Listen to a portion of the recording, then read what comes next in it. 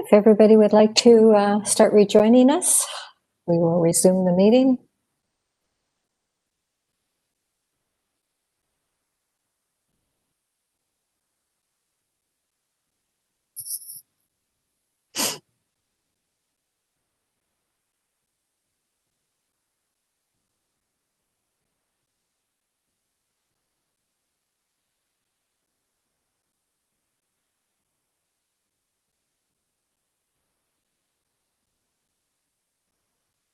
All right, I'll just confirm with our host that we are live.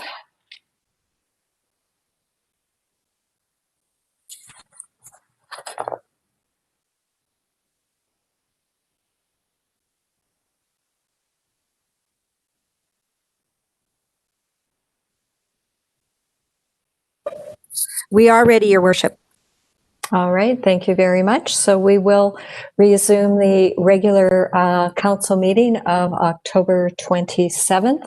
And the first item that we do have a series of minutes to approve. So the first one is the approval of the October 13th, 2020 regular council meeting minutes. Councillor Abatoye, would you like to put that motion forward, please?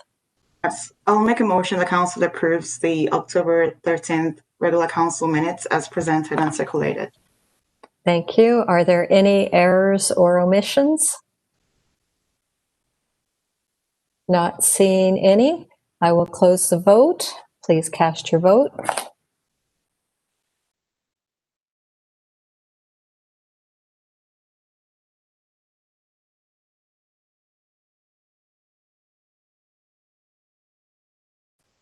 That is carried unanimously. Thank you very much.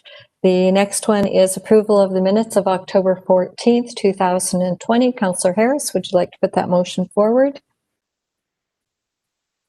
I would move the council adopt and approve the meeting minutes of the special council meeting on Wednesday, October the 14th, as presented. Thank you. Are there any errors or omissions? Not seeing any. I will close the motion. Please cast your vote.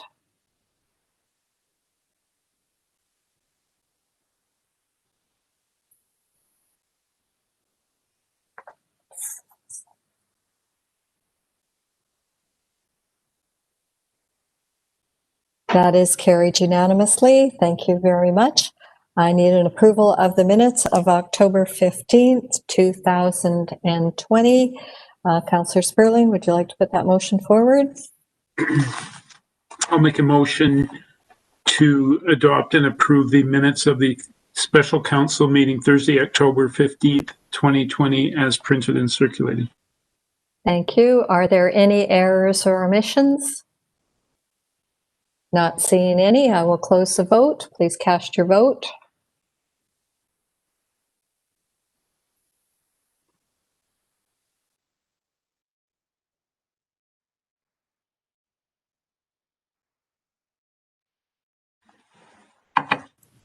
That is carried unanimously. Thank you very much. There are no individuals. Can you please mute, please? There are no one has registered to speak to any of the items that are on this evening's agenda. So we will go directly to bylaws item 7.1, bylaw C31-20 to adopt a new municipal development plan for first reading. And we have Mr. Auer presenting.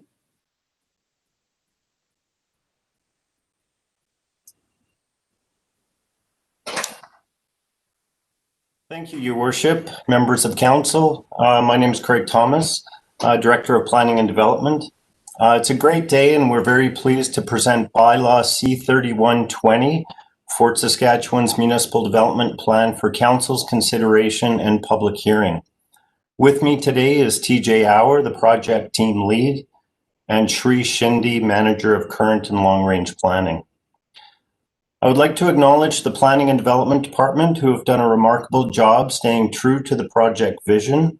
I would also like to thank the rest of City Administration for their contribution and the support of Intelligent Futures, DNA Planning Group, and Michael von Hausen Urban Planning and Design, as well as all the residents who took the time out of their busy lives to help shape this plan.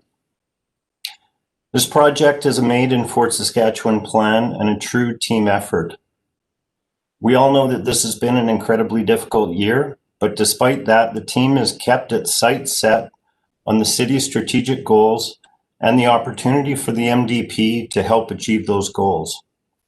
This plan takes a different approach and philosophy. It's about people and reflects how they said they want to experience the city. It's about building an attractive city aimed at ensuring existing residents will have the opportunities and choices they desire, and attracting a diverse population which will in turn attract new and emerging businesses. It's about the aspirations and idea of residents through extensive public engagement, as well as city reports and plans, analysis, and professional review. If to boil it down, the municipal development plan is a change management initiative. Every new building results in a small incremental change, and it's only after time has passed that we can look back and say we've either changed for the better or made some mistakes. This city has a much different realities and challenges today than when the last municipal development plan was approved. While we can't predict all the factors that result in change, it's important that our planning documents are nimble, responsive, and forward-thinking so we can pivot accordingly. I'd like to quickly talk about how the MDP fits into the grand scheme of things. Planning in Alberta is about process, and that process is established in the Municipal Government Act. And the best way to think of it is if you want to achieve something great and you have a number of ideas and concepts about what that is, you start there and you work through a process where those ideas become more and more refined and detailed. At the top are the big ideas. This is our municipal development plan, and this is what we're here to talk about today. It determines the vision for the city, how the city will develop into the future, and creates high-level policy for how those big ideas can be refined into more detailed chunks. And that happens at the area structure plan and area redevelopment plan level. Decisions made at this level build upon the policies of the municipal development plan to create more articulated policy, which in turn informs finer grained plans such as our neighborhood outline plans. And the last stage in the process is the land use bylaw. If the municipal development plan is the vision and the place that we want to get to, the land use bylaw is the vehicle that will take us there. So it's important that that vehicle has all the features and options to get us to our destination in the most effective and efficient way. The land use bylaw is the final stage of the planning process and should reflect the decisions made at each level above it. So thank you, and I'll turn it over to TJ, who will take you through the more detailed aspects of the municipal development plan. Thank you, Craig. Good evening, Your Worship and honorable members of council. We are here this evening to present bylaw C31-20 for first reading. Our Fort, Our Future. Fort Saskatchewan. Can you put your microphone a little closer to your face, please? Yes, I can. Thank you. So yeah, Our Fort, Our Future, Fort Saskatchewan's Municipal Development Plan. To fulfill the expectations of our residents, administration took a unique approach to this plan. Conventionally, MDPs take a bird's eye view of the community. Instead, we thought to build this plan from the ground up, to a plan that focused on the scales at which people experience their community. Residents told us they wanted to be able to conveniently access services and green spaces in their neighborhoods, how they wanted to be able to traverse the community, and how they wanted neighborhoods to look. This led us to take a design-focused approach in building the plan and shaped our approach to policy development. As an organization, we focus on delivering great service to our residents, and how we regulate development is no different. It should be structured so those developments serve our residents well. Residents consistently told us that downtown is the heart of the community. It is a unique asset that supports our sense of community. The desire to see it thrive is basically universal in the community. Downtown is also connected to the River Valley and Trail Network, other significant sources of community pride. As a unique part of our community, the plan gives tailored policy direction to 3 distinct policy areas within downtown. This is to ensure we have the right direction for the right downtown location. Residents told us they want to conveniently access through a variety of transportation options, parks and natural areas, and services in their neighborhoods. The plan gives direction for the distribution and orientation of parks and school sites. It protects our natural features and supports growing our tree canopy and greening existing transportation corridors. Residents told us they want more variety in housing choices so that some can have big yards, while others can find something that's in their price range, where youth can start out and seniors can downsize and families can grow, all within a neighborhood they love. All of these elements can be seen in our community framework map.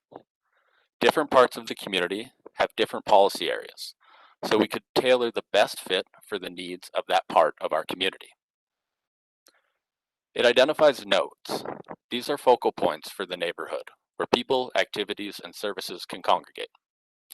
Each will be unique, but the density in these areas will provide affordable housing options and the volume of people needed to support services, while allowing greater housing diversity in low-density areas further from the nodes. In established parts of the community, these will provide a focal point for targeted redevelopment, ensuring we can open our existing neighborhoods to new residents and provide options for our current residents. Now more than ever, people, businesses, and capital are highly mobile.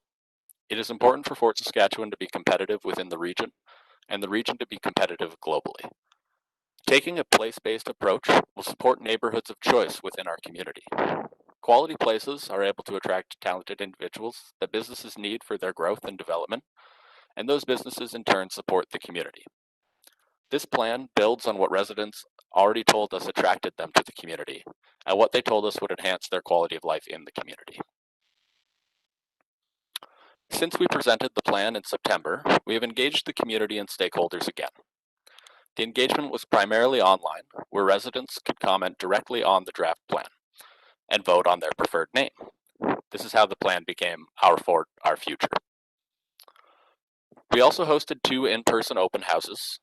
It was expected that these would have quite low attendance, but it was important to host them to ensure we had an inclusive engagement process. Not everyone is comfortable or able to access an online engagement. We also circulated the plan to our regional, provincial, and private sector stakeholders. All of the feedback can be found in your council packages. The feedback received was generally positive. This really is a made in Fort Saskatchewan plan. It was built on the findings of the My Fort engagement, data analysis, and professional review. With over 4,500 community comments, and in combination with Council's strategic plan, the community sustainability plan, the regional growth plan, and a look at the successes and challenges of the current MDP, we believe Our Fort, Our Future will position the city to maintain a high quality of life for residents as we grow to 50,000. The community direction statement captures that aspirational future for the community. That with 50,000 residents, our community of Fort Saskatchewan provides a great quality of life within our neighborhoods, where everyone can grow, age, and stay, builds on its heritage, connects people, and fosters innovation, creates great places for residents and visitors to enjoy, and supports a resilient economy for everyone to achieve and thrive. The MDP is the highest level statutory plan, but any plan is only as good as its implementation. The policies of the MDP provide a roadmap to the community direction statement, but we only reach the destination if we follow the map. How we get there from here is through bringing our lower level plans, our strategies, our procedures, and our bylaws into alignment with the MDP. The terms of reference we develop for future area structure plans will need to reinforce the MDP. A key tool for implementation, as Mr. Thomas spoke to, is the land use bylaw. It directly regulates development. So to fulfill our MDP, the land use bylaw needs to translate it to how we regulate development, to ensure those developments in our community serve our residents. The MDP is a significant step forward as it sets our direction, but passing this plan is not the end of the work. It is the beginning of undertaking plan implementation. It is important to maintain consistency and momentum. Fulfilling the community direction statement will not be done with one council decision. It will be the culmination of a series of decisions made across multiple councils that align with the aspirations of our residents. It will take several years to grow into a community of 50,000 residents and several years to implement the plan. Implementation will occur incrementally through a series of council and administrative decisions over time. You will notice there's a change in process for this evening, as we will be hosting the public hearing immediately following first reading. This is because, as a new statutory plan, our future is required to go through the Regional Evaluation Framework, or REF. This is the region's primary mechanism for ensuring the implementation of the Regional Growth Plan. It consists of a third-party compliance review, which can take up to 25 working days, followed by an appeal period of 28 days. To ensure the timely process to plan adoption, it is important to note that amendments made to the plan following this evening would require an additional REF application and add those timeframes again. So, thank you. The recommended motion for this evening is that Council give first reading to bylaw C31-20 to adopt a municipal development plan, and that a public hearing commence immediately following first reading of the bylaw. Thank you. Okay, thank you very much. I will see if there's any questions. Just before I do, I'd like to thank you very much to Craig and to Mr. Auer for all of the time and your team that have put into this. And I think it's a pretty good document there. So I'll go to questions first. Councillor Lennox. TJ, I do just have a couple of questions, and it's not necessarily the plan itself, but there's additional documentation in our package, and I'll refer Council to 120 of our package, but it's a letter to the Canadian Home Builders Association, and within it, it says that the plan gives land use bylaw to be brought into alignment within 24 months of adoption, as identified in the implementation section of the plan. This should resolve inconsistencies between the current bylaw and the plan. What does that mean? Is there additional changes to the land use bylaw that will come that will not be presented, but will be done for it to be in alignment with the MDP? Through your worship to Councillor Lennox, no, the changes that would be made as a result of this plan to the land use bylaw would absolutely be brought before Council. Could you bring the microphone closer to your mouth? I'm sorry, we can't hear you. That's quite all right. I'll just start over. Through your worship to Councillor Lennox, no, any changes to the land use bylaw will be brought before Council for Council approval. So the changes that administration will undertake to bring it into alignment will ultimately require Council approval. Is that quite a body of work in itself, or is that almost been mostly taken care of to this point with the refresh that we just did? Through your worship to Councillor Lennox, that would be a significant amount of work for administration. Likely majority of the background work will be done through 2021, and then the work will commence in 2022 to bring that to the finish line. Okay, great. Thanks, TJ. Thank you. Councillor Macon. Thanks for your presentation, TJ. A lot of great work in this project, and really excited to see everything coming to fruition to the end of that process. I do have a question on 6.1.15, referenced by UDI in their letter with their comments, which is page 149, 150 of our package. Some wording was changed in response to UDI's concern with language. They mention should and not liking the word should, wanting it to be changed to are encouraged to, talk about why should be left, but you did add are encouraged to. But I read this part over a few times, and I'm not convinced that by adding this that it has the desired effect. What it's talking about is the inclusion of medium and high density, and if you're using should and are encouraged, or is that enforceable language, do you feel?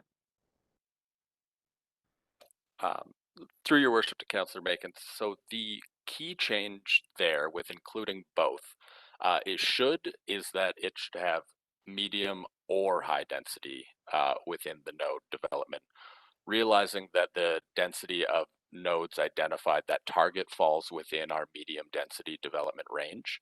A key change there was changing medium and high density to medium or high density. So while we encourage there to be both, it is fully feasible for a node to be developed to the desired density or the target density with strictly medium density development. So it just built in that flexibility for unique development situations.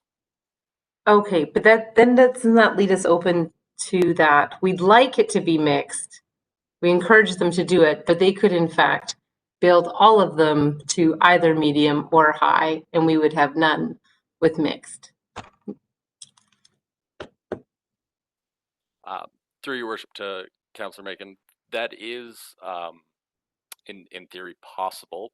However, because the land uses are further directed through our area structure plans, it is unlikely for future nodes. For nodes within our developing or established neighborhoods, that could be the path and may be the best fit at the time. There is a node identified in the South Fort ASP as a residential mixed use area. And the policies within that ASP do direct medium density development. So it would be able to satisfy this policy. But there are other policies to support a variety of designs and architecture within that node. So it's not uniformity. Okay, thank you very much for your response. Thank you. Councillor Kelly, questions? Yes, and thank you, all three of you, for your work on this. I just wanted to get back to you. You touched upon in your presentation the regional evaluation framework, the REF program. I know that's a function of EMRB, but I don't know who within EMRB actually does this work and makes a recommendation. So could you provide a little color to council on that process, please? Absolutely. Through your worship to Councillor Kelly, the REF process is facilitated by the EMRB administration. However, the up to 25-day working day evaluation is conducted by a third-party consultant, and that is strictly focused on ensuring compliance with the growth plan. So it's not an evaluation of the quality of a plan, just whether it meets the implementation targets of the regional growth plan. The consultant will... Oh, sorry. I'm sorry, I thought you were finished. I interrupted you. Please continue. It's quite all right. The third-party evaluator simply gives their recommendation to EMRB administration. In an approval scenario, that goes to the appeal. It only goes to the board itself if there is an appeal of that by another member municipality. Okay, thank you. And I know we've talked about this at length in prior meetings, but what is our target density for Fort Saskatchewan going forward? For greenfield development, it's a minimum of 35 dwelling units per net residential hectare. Part of the rationale of providing the nodes is that we see a variety of development as opposed to the uniformity I mentioned earlier. Okay, thank you, TJ. Much appreciated. Thank you. Councillor Abatoye. I have no questions, but thank you to the team for all your hard work. Thank you. Councillor Harris, any questions? I do.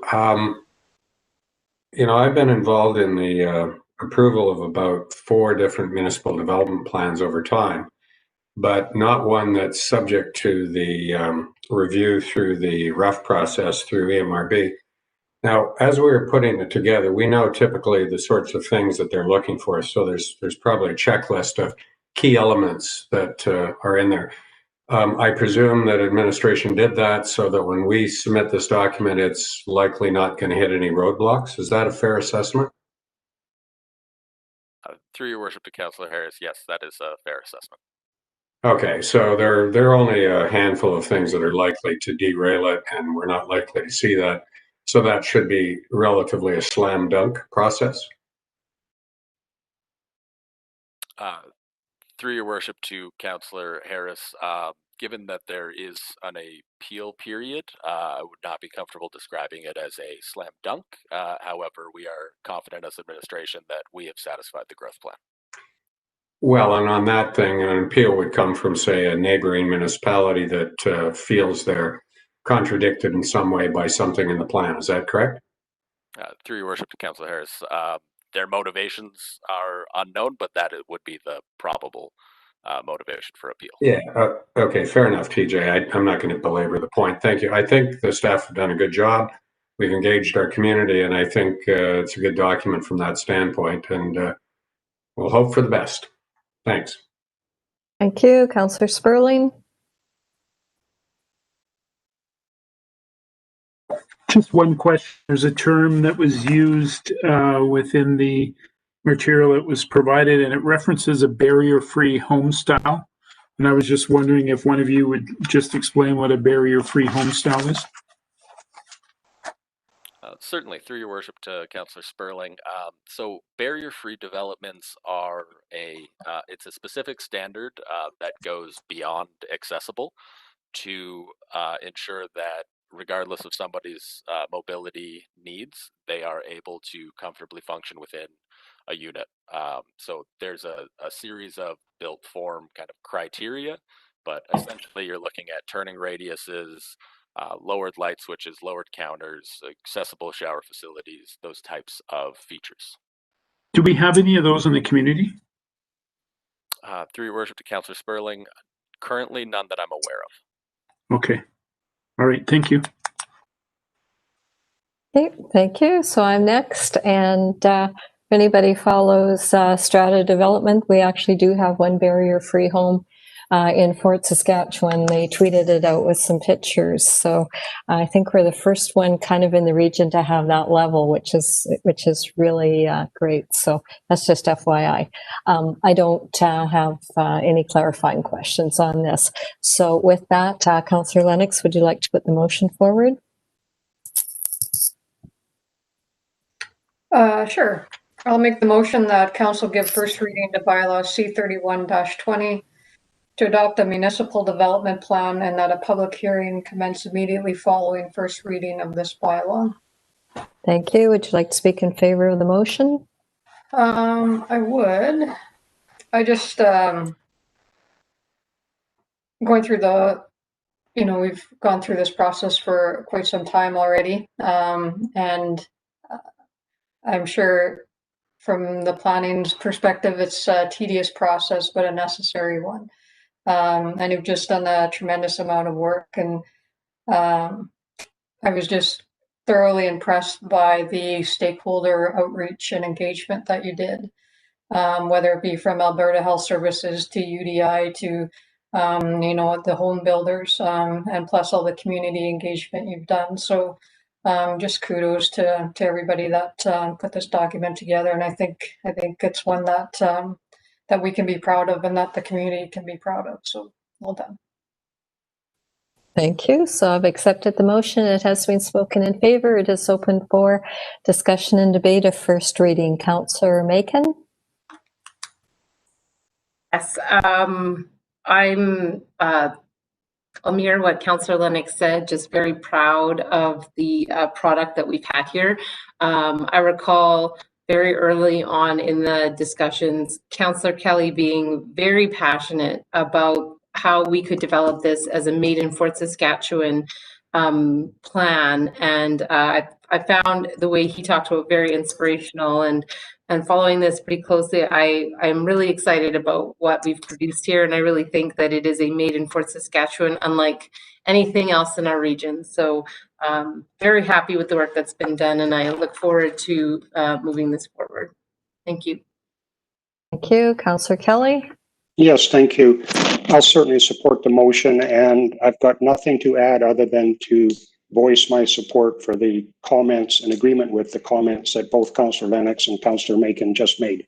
Thank you. Thank you. Councillor Abatoye? Yes, I support the motion as well. This MDP is, I think it's a collective vision of the community. Considering the extensive public engagement that was done, 4,500 responses, that's almost 20% sample size of our population. I think that's really incredible. And so kudos to the team. Well done, you guys have done a great job, and I look forward to the next step. Thank you. Thank you. Councillor Harris? Just a question of clarification in relation. We're moving to the public hearing. The first reading passes, which I assume it will. And I support the recommendation. With the public hearing, which we're doing virtually, obviously, are all of the stakeholder comments that were attached to the report, are those considered to be part of the input into the public hearing process? Or is it premature to talk about the public hearing process before we have a public hearing process that emanates from first reading? Craig?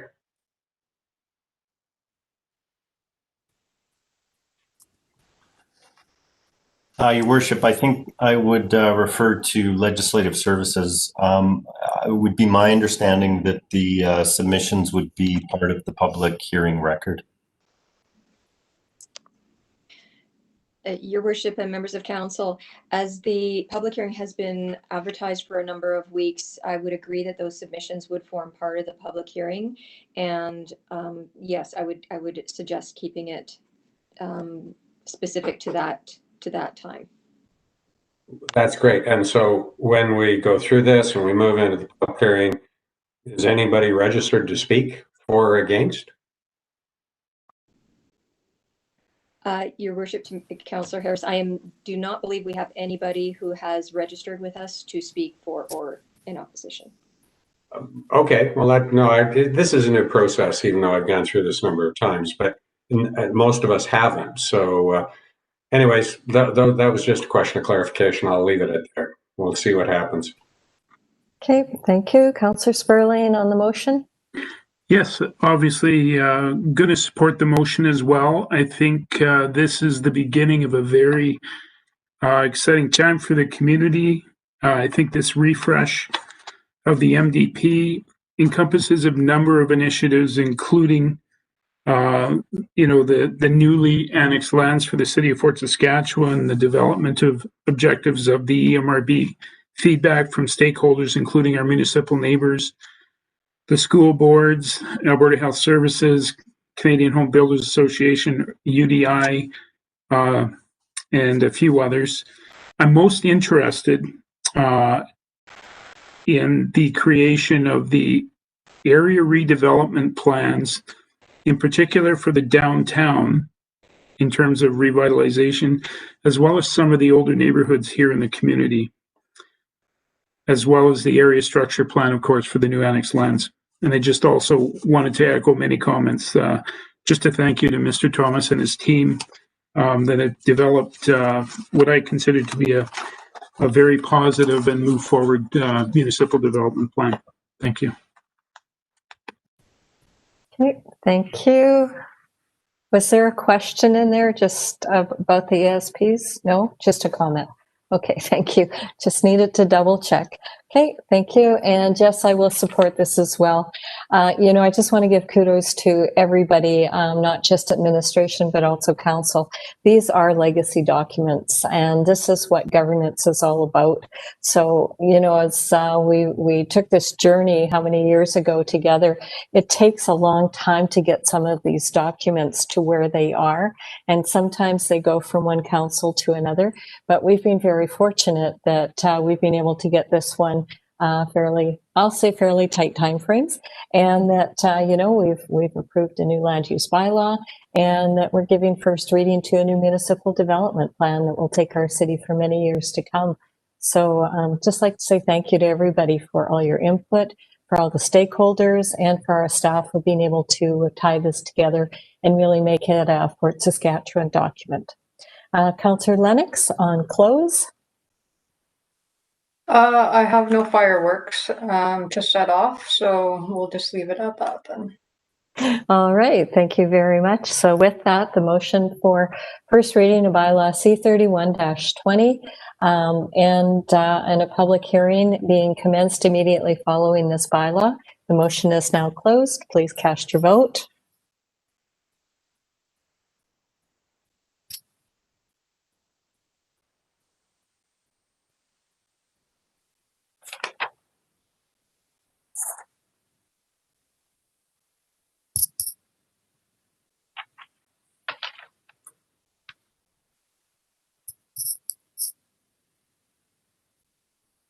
Your worship, we're just waiting for Councillor Abatoye.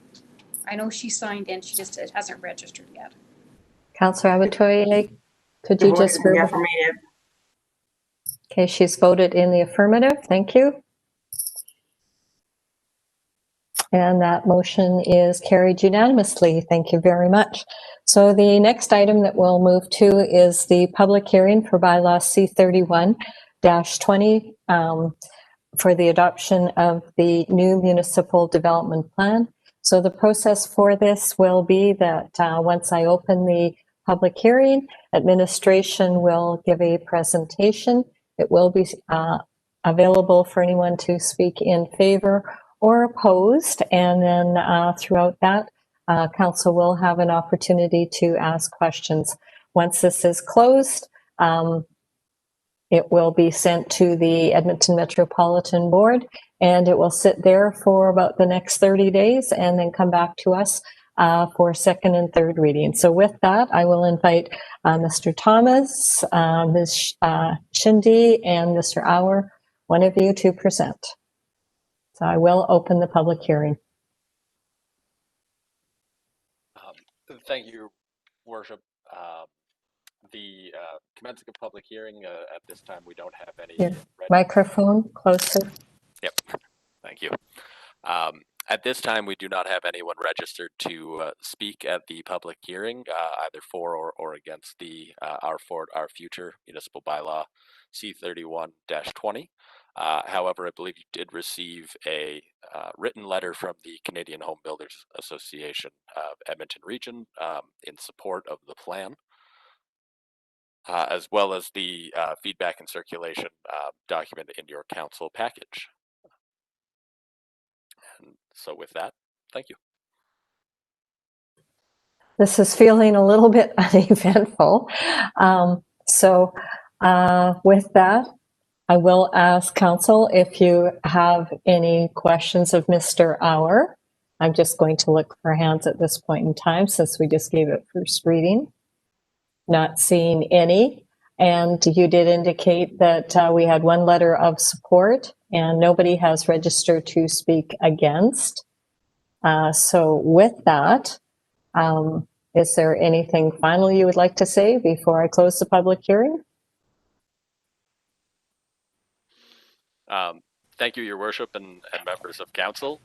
This has been a wonderful process and a great opportunity to speak with many members of the community and many of our stakeholders. And we look forward to seeing you again in January 2021 when the ref process has wrapped for second and third reading. Okay, thank you. So this was a very easy public hearing. So with that, I will close the public hearing. We had to wait for a full minute to go by. Okay, thank you. Okay, the next item that we have, just give me a second here. 10.1 has been removed from the agenda at the beginning of the meeting. So we will go to 10.2, which is the tri-annual management and fiscal financial report. Clayton Northey presenting.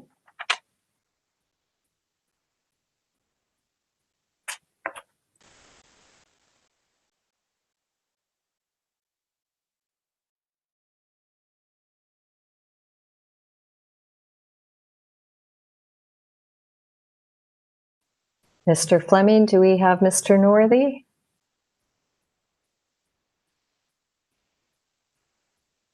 Through your worship,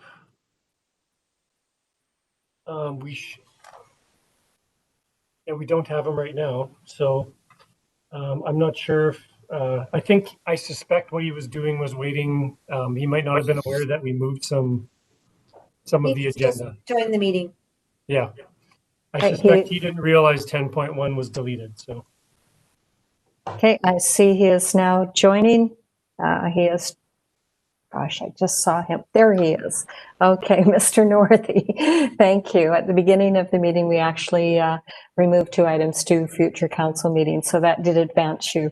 So with that, if you would, if you're prepared to present the triannual management and financial report, you may go ahead. Thank you, Mayor Catcher.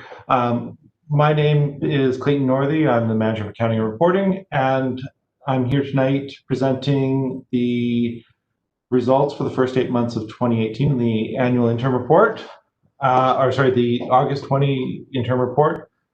And with that, I will start my presentation.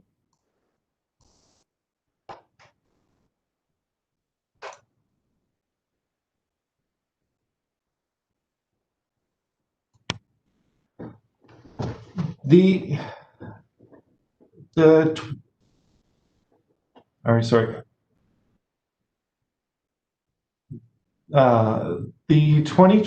first 8 months of 2020 have been significantly impacted by the COVID-19 pandemic, affecting nearly all municipal operations, resulting in facility closures, modifications to service levels, and staff reductions. And as we continue to move through the last few months of the year, we continue to expect COVID-19 to be the dominant factor affecting our operations going through the year. The city, in the first 8 months of 2020, the city had a net operating budget surplus of $3,000. That's fairly close.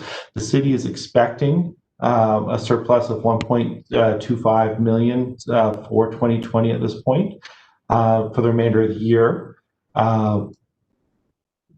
The operating revenues, and that excludes the impact of the municipal operating grant from the province, the MOST grant, which is approximately $2.7 million. Operating revenues for the period were approximately 2.963 million lower than budget, and are expected to be 3.6 million below budget in the first for the year. This is primarily due to a significant drop in user fees and charges, being 1.6 million below budget year to date, and expected to be 2.4 million for the year, resulting from facility closures and program curtailments from rec and culture, a decline in demand from construction-related permits and other activity, as well as a waiver of transit fees in the period. Fines and penalties are forecast to be approximately $500,000 below budget this year. The court fines, including traffic fines, is expected to be approximately $800,000 below budget. However, that's partially offset by higher than anticipated tax penalties. Investment revenue is also significantly impacted in the year at approximately $243,000 below budget projected. This is the result of Bank of Canada rate cuts in March in response to the pandemic. In response to that, the city's made a number of, in response to these revenue drops and significant uncertainty throughout the year, the city has made a number of cost-cutting measures, both in closing facilities, which were in response to public health orders, as well as curtailment of current projects or deferral of current projects, or straight reductions in spending. As a result of that, in the first 8 months of the year, the city was approximately $4.6 million below budget and is expected to be $5.8 million below budget for the year. The largest contributor of that is a lower staffing salary, wages, and benefits, which is year to date $1.9 million below budget and is expected to be 2.2 by the end of the year. This is a result of the city deferring filling vacancies, reducing staff hours, restricting the use of casual or temporary labor. The largest impact of this is on our culture and recreation services, which are expected to be $1.4 million for 2020 below budget on their staffing. In order to minimize the impact of minimize staff layoffs, the city has also redeployed staff from closed business units into areas like parks and other business units that are still operating. A number of projects have been scaled back in the year, resulting in lower contracted services. And those projects include, but not limited to, reducing spending on Vision Zero programs, special events programming, deferral of firefighter annual medical assessments, delaying implementation of a culture master plan, and cancellation of fitness instructor classes and seniors and youth events. Other spending reductions in the period include curtailing spending on materials and supplies, closed facilities, training and development reductions, advertising and printing lower advertising and print spending, and reduced spending on service maintenance contracts. Facility closures have been a major part of this. Other deferrals we've also deferred preventative maintenance on or reduced non-essential spending wherever possible. Net transfers to reserve are expected to be higher than budget this year due to more interest than expected being allocated to reserves. This is a result of higher shifting some of our funding from reserve-funded projects to MSI projects earlier in the year. As well, there's an annexation payment that flows through here from Strathcona County through operations from Strathcona County, or from the city to Strathcona County for $541,000, which is offset by the county's contribution to the Point of Pins road widening project. With respect to the capital program, the city had 14 new projects in 2020 and 30 multi-year projects that were carried forward from 2019. As of August 31st, 4 of our projects have now been completed, while 34 are ongoing or in progress, and 5 are on hold for various reasons. 1 project was canceled earlier in the year. The city spent $6.4 million on capital in the first 8 months and is expecting to spend approximately $25 million to complete existing approved projects. More information on individual projects can be found in Appendix 3 of the report. City's financial position, our net financial assets increased by $23.4 million in the first 8 months. That's as a result of tax collection, with the majority being in increased cash and investments. At the same time, long-term debt decreased by $1.6 million in the period as a response that through our normal payment of debentures. Our debt limit currently, we are using 28% of the statutory debt limit and 22% of the debt service limit. At August 31st,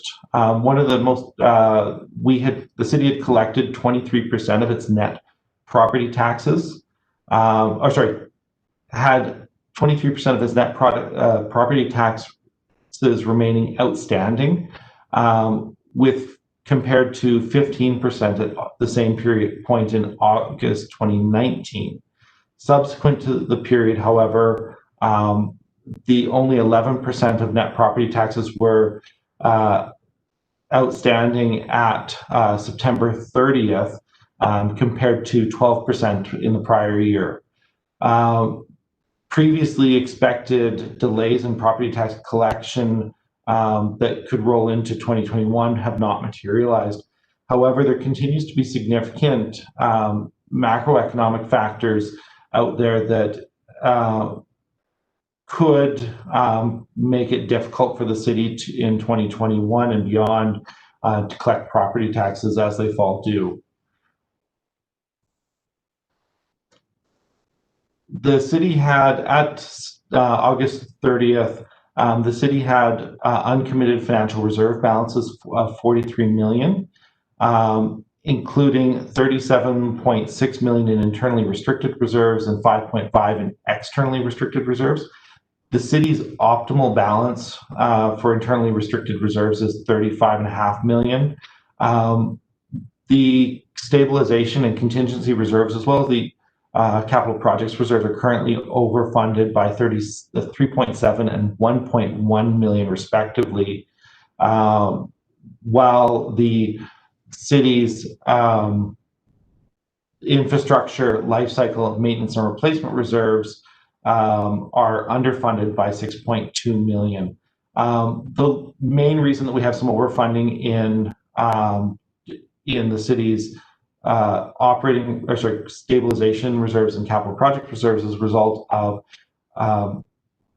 changes to the funding sources made by council in June 2019 or 2020 to use more MSI money for ongoing projects. That concludes my presentation, and I'm happy to take any questions at this point. Okay, thank you. Thank you. So just for process so that everybody's clear, so we can have comments. As chair, I'll have some liberty to allow you to provide some feedback. And if you've got some general comments, just try and keep them as tight as possible and not getting into debate. But it's important that we get to review these matters and be able to spread our agendas out. So there will be some of that latitude. So we'll just try and I'll be respectful of that. Councillor Macon, you're first. Thank you. And thank you, Clayton, for your report. I'll just make a quick comment, I guess, to start. Our financial position at this point of the pandemic shows a tremendous amount of leadership by many departments and levels of management. So just a huge kudos to everyone who's involved in making that happen through the past 6 months.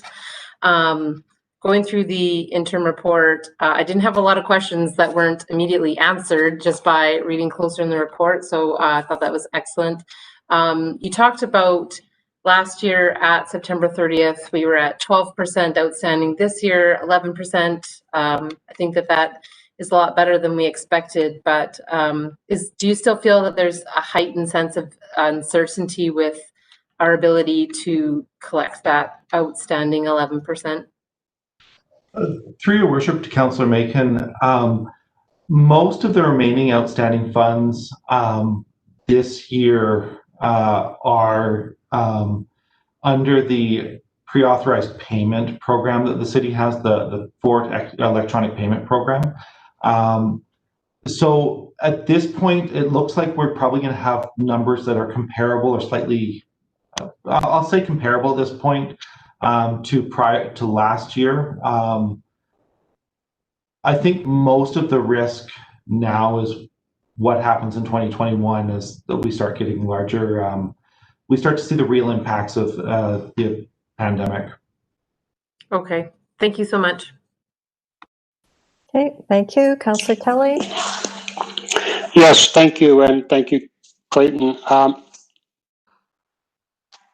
I've got lots of questions, Mayor Catchers, more detail than perhaps some of the other councillors. So when I run out of time, please don't hesitate to interrupt me. And with that, I'll just start talking.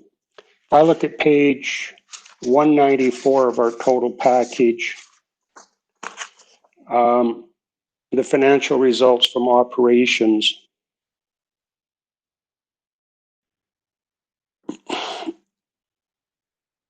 there's a variance right at the bottom under other items, net operating transfers to and from reserves. There's a variance of over $1 million from budget. I'm wondering why we wouldn't, on that line in particular, why we wouldn't line up exactly with what we budgeted. Through your worship to Councillor Kelly, that variance largely relates to timing of projects that operating projects that were reserve funded, that had originally been expected to be done in the first 8 months that have not been. So we'll see a positive variance or a surplus variance there, or sorry, a transfer net. We'll have more going into reserves than coming out, resulting in variance there. We'll also see a significant amount. There's more interest, as I explained, that was allocated to reserves under the reserve policy than had been expected. And that, again, because we have higher reserve balances, more money is going into reserves, that interest earning reserves.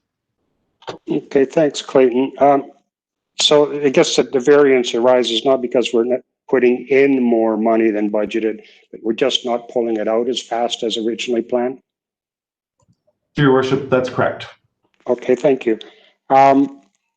Page 194, page 6 of the actual budget or financial update interim report, about half the way down, right under the table in the middle of the page, the next paragraph refers to a $531,000 budgeted allowance for vacancies and wage grid placements. Can you explain to me, please, what that is? Through your worship to Councillor Kelly, this is an item that's been in our reports for a few years now. We assume through the budget, we include an allowance that will at least not spend approximately $769,000 every year, but in budget, in salaries based on everybody being full employment, at the top of their grid. This amount that's outstanding at the end, variance showing right now, is what we would likely be at if we continue to go down the path we're currently at this point in the year. We would show approximately a 2.1 variance net of all of that. But it's just a budgetary number that doesn't show up in our actuals. I guess that's what I'm driving at, Clayton. It's a charge to the budget for salaries and wages of $531,000 for an allowance. Through your worship to Councillor Kelly, it's actually the opposite of that. It's a reduction of the charge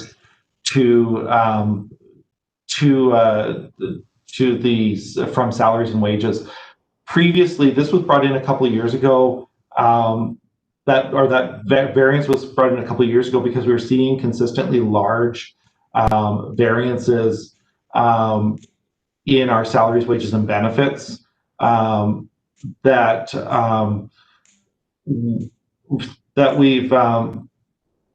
we were trying to reduce taxes.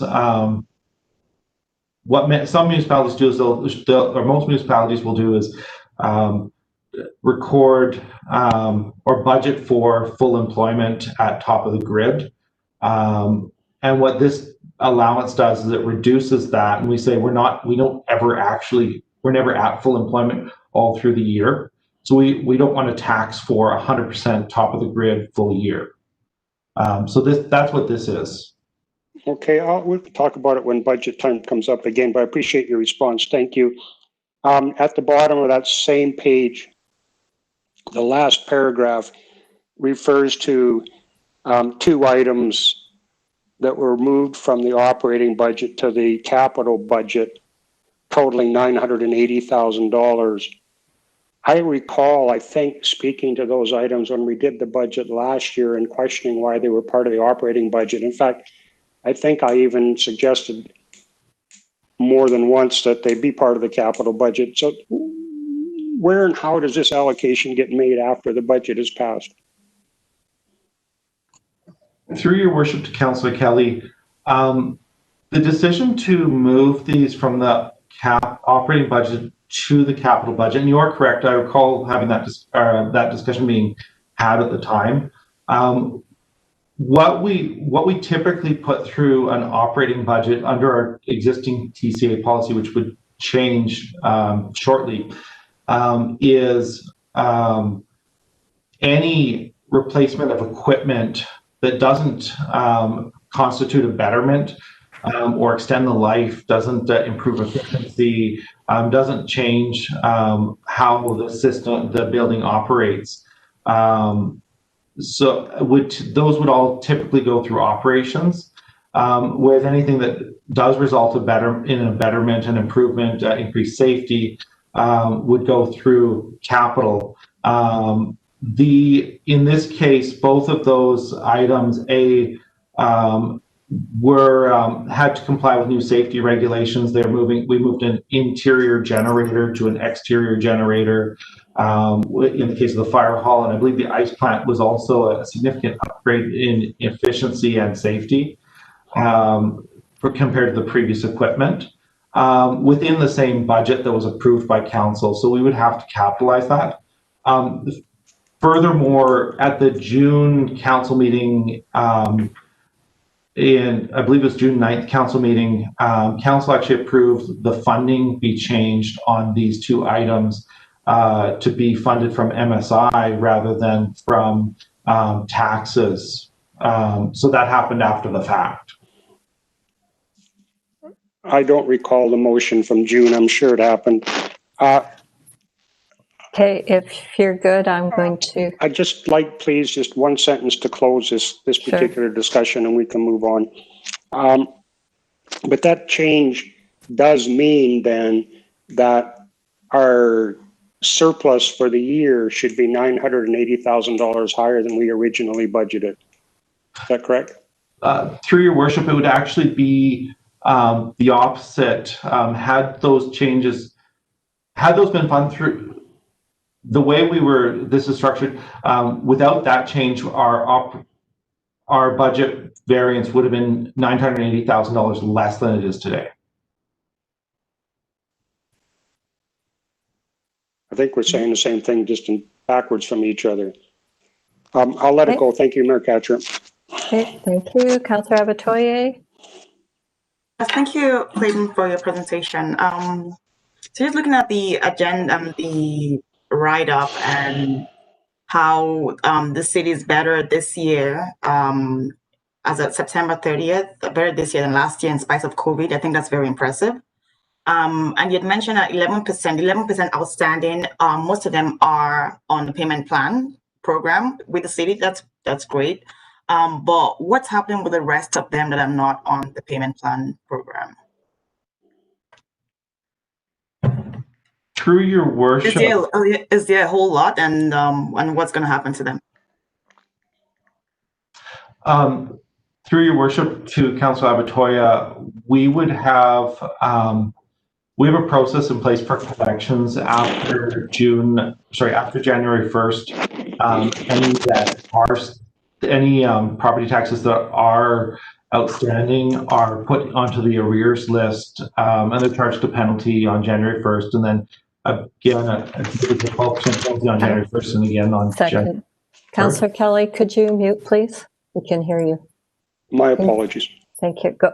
Can you repeat that, Clayton? Oh, apologies. Through your worship to Councillor Abatoya,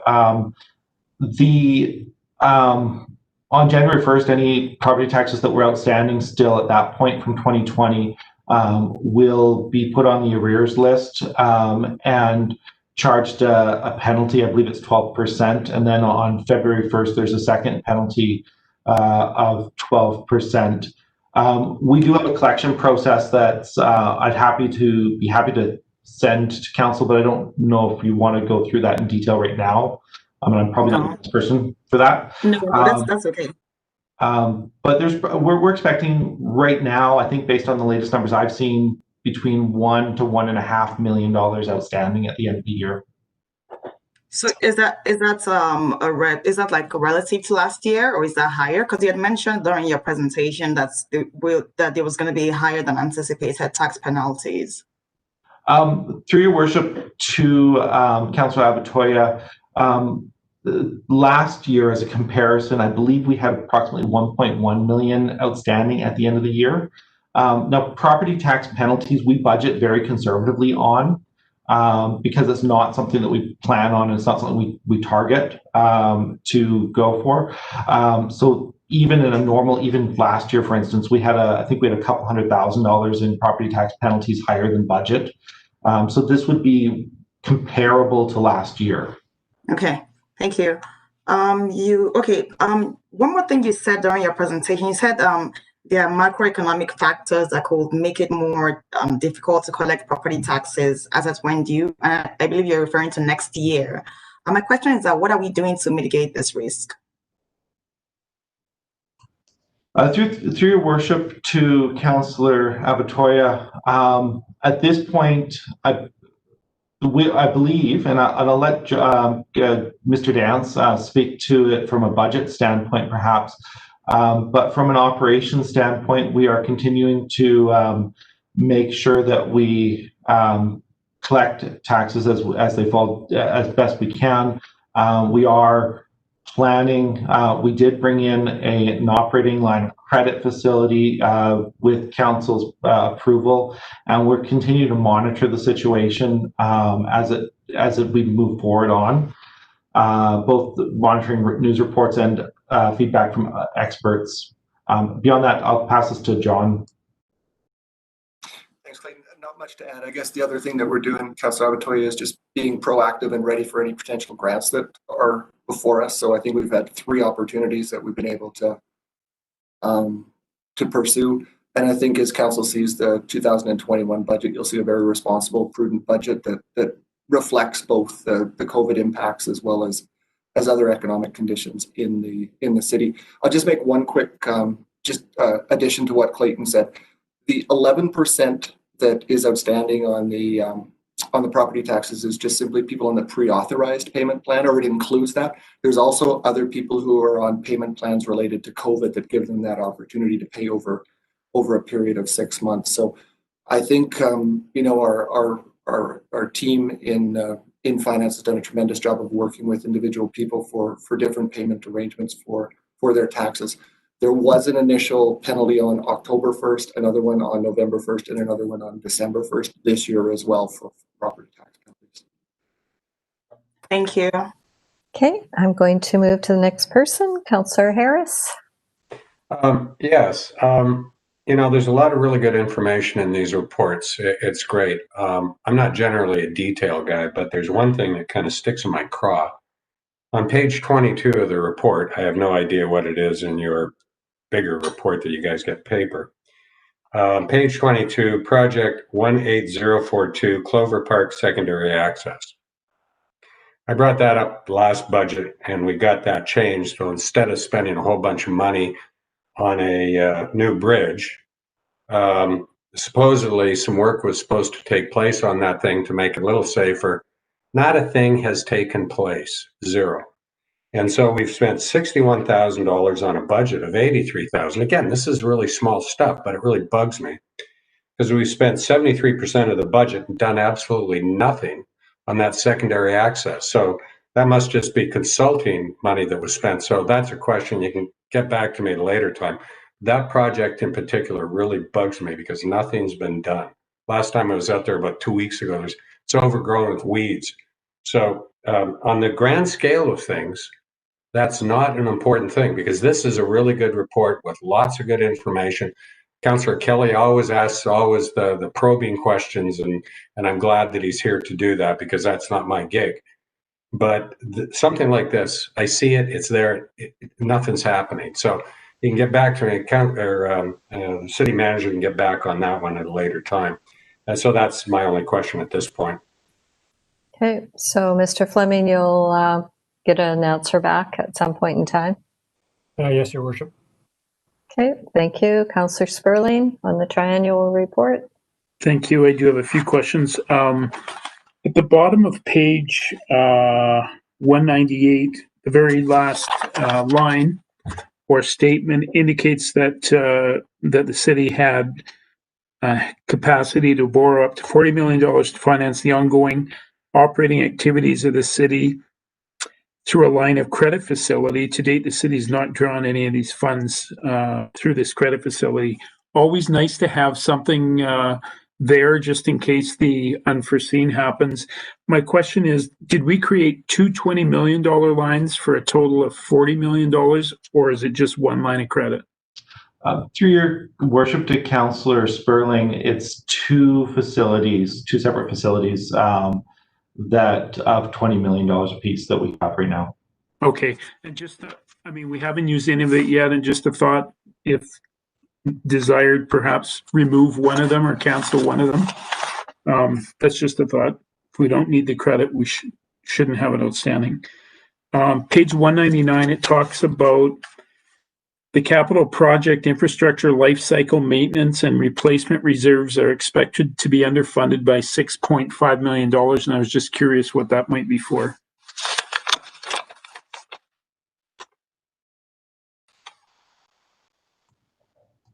Through your worship, let me take a look quickly. These would be, there's two reserves now. There previously was several of them, but the largest one of those there's the utility infrastructure lifecycle maintenance reserve that's currently about $2.4 million underfunded. That reserve funds operations for water, sewer, and solid waste removal. That I believe has been identified previously as something that that we're seeing as a result of lower service fees than lower utility user revenue has caused that over the last couple of years than expected, as well as some drawdowns like the meter read replacement reserve that we've done through the last couple of years. The other one, municipal infrastructure lifecycle and maintenance and replacement reserve, has a number of lower or undervalued projects. Probably the most significant one of those would be the protective services equipment, as well as playground and outdoor infrastructure equipment would be the two largest gaps within that. And then there's a significant underfunding. I believe the third largest gap is with mobile equipment and vehicles, if that answers your question. I suppose it does. Thank you. That's all I have. Okay, thank you. I don't really have any questions. I think this is very, very detailed report. Councillor Sperling, I'll ask you to mute, please. And just thank you for all the work that's put into this, because I understand it's the second part of the triangular or whatever it is. Went from quarterly to 3 times a year now. So I'm good with that. Councillor Lennox. Thanks for the report, Clayton. I just have one question. I'm wondering if somebody could provide some insight into under the contracted services, page 6, and then going over to page 7, and you mentioned it in your verbal report, that there were some projects that were scaled back, deferred, or canceled. I'm just wondering if somebody can explain or provide some insight as to why the firefighter annual medical assessments was one thing that they decided to defer. Through your worship, I'll try to provide a quick answer, and then maybe I'll pass this off to Ms. Cowie. I believe the firefighter annual medical assessments was a new program that had been was planning to be started this year and was intended to be done in person initially, and then as a result of COVID, and it became much more difficult to do at this point. But if Ms. Cowie has anything further to add. Mr. Northey is correct, and that was for a one-time only. That program needs to continue in 2021. So is that something that will happen throughout 2021? Is there a specific time period that? I think we're, through your worship to Councillor Lennox, we're watching to see what's happening. with in-person assessments, and we'll proceed accordingly. Okay. I just, if I can provide a personal opinion, and I'm sure it's not a surprise, but I do feel that that's an important initiative. So I would like to see that move forward. I heartily agree. Okay, great. Thank you. Thank you. So we're going to go on to round 2 now. Councillor Macon, do you have anything further? You're good. Thank you. Councillor Kelly. Yes, thank you. There was been discussion on the reserve balances for the city as they sit right now. But we've just had with council a meeting talking about a capital asset plan or an asset management policy, which highlighted, I think, in some minds, the nature and perhaps scope of what we actually have as a city. So the capital, and I know this council has talked about and had reserves on our table a year or so ago. But my question now that with a bit of preamble, my question is, the reserve balances, are they based on replacement cost or on historical cost or by some other calculation, Clayton? I think that if we were to replacement cost the assets of the city, we'd find ourselves between $1 billion and $2 billion worth of value. That's 1,000 to 2,000 millions. And it makes 38 million or 50 million seem fairly small by comparison. So general question and a more detailed question perhaps for Mr. Fleming. Is it anticipated that this council will have one more visit with reserves before our term is over? I'll let you guys go. Thank you. Through your worship to Councillor Kelly, the reserve calculations that we did, we updated the process, and a number of them, the majority of infrastructure, I believe the term is municipal infrastructure lifecycle maintenance and replacement reserve. So these are the equipment and fleet. In many cases, buildings, I believe, are covered under this as well. They are calculated, the optimal balance is calculated based on essentially a life cycle and an inflated life cycle approach. So what we do is we assume the replacement cost up front, and then we also add inflationary adjustments. So it should really mirror what a straight line depreciation type approach would be. With other assets, with the underground infrastructure, utility infrastructure, as it's set based on a percentage of I believe it's the percentage of the asset value, although I prepare to be corrected by Mr. Dance, who's looked at this more recently.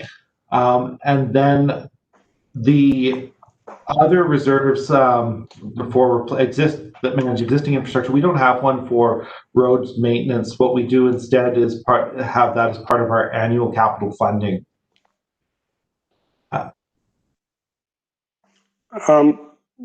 Mr. Dance, did you have anything to add to that? Through your worship, Councillor Kelly, just the specific question that Clayton referred to, utilities infrastructure reserve, the optimal balance is 5% of the value of the relevant assets valued at historical cost. 5% of relevant assets valued at historical cost.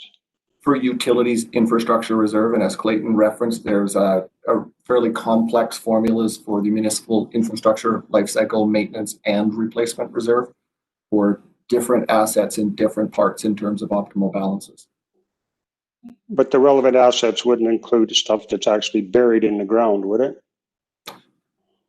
Through your worship, Councillor Kelly, I'm not certain as to what those relevant assets are. We can certainly find that out for you. Okay, well, I'm just, I think, trying to drive home the point I've been making for the last little while, that we have, I think, some liabilities looking at us for long-term maintenance. Mayor Katcher, I had one more quick question if I have time, and it's referring to page 13 and 14 of the report. and I don't think maybe I understand it properly, but 13 gives budget and actuals for the 8 months ended. 14 identifies the variances by department. And I would have thought that the numbers on page 14 would jive with the numbers on page 13. Perhaps I'm missing something there. Through your worship to Councillor Kelly, we've added, how these work is a little bit different than that.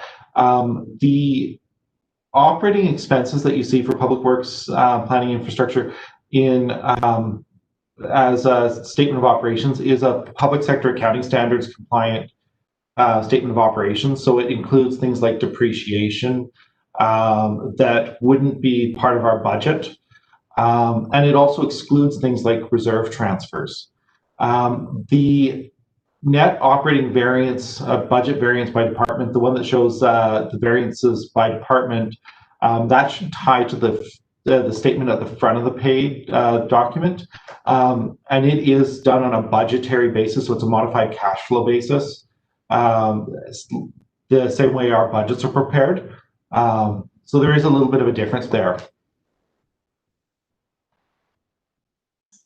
Okay, thank you. I appreciate the response. I think I'm done, Mayor Catcher. Thank you, everybody. Okay, thank you. Councillor Abatoye, did you have anything further? No, you're good. Just one question.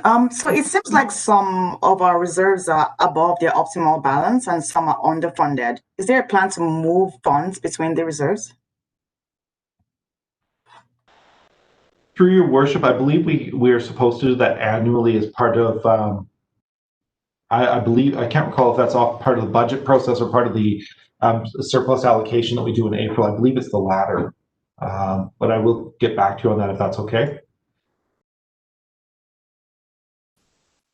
Councillor Harris, anything? Oh, thank you. You're good. Councillor Sperling, anything further? You're good. I'm good. Councillor Lennox, anything further? I'm good, thank you. Thank you. And Councillor Macon, I'd start it with you. You're good. So if everybody's good, I think what we'll do is thank you very much for your presentation and good dialogue.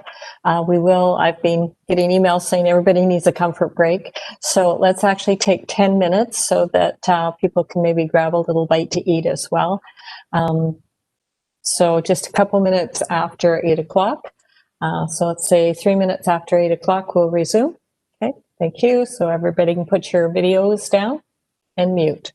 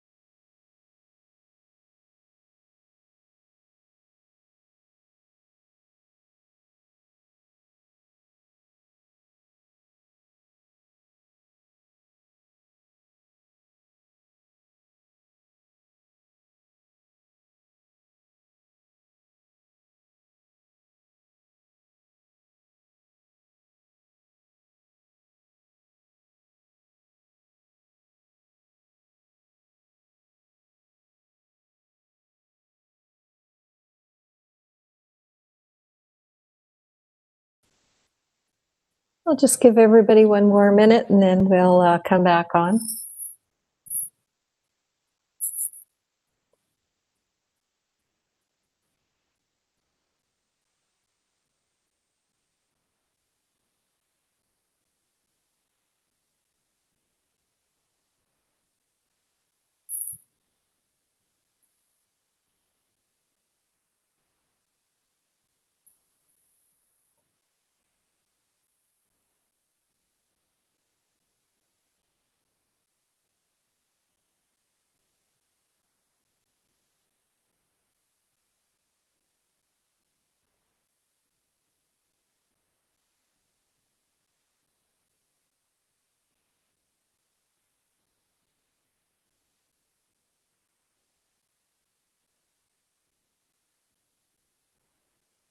Councillor Harris, if you'd like to join us on video stream, I think we've got everybody then.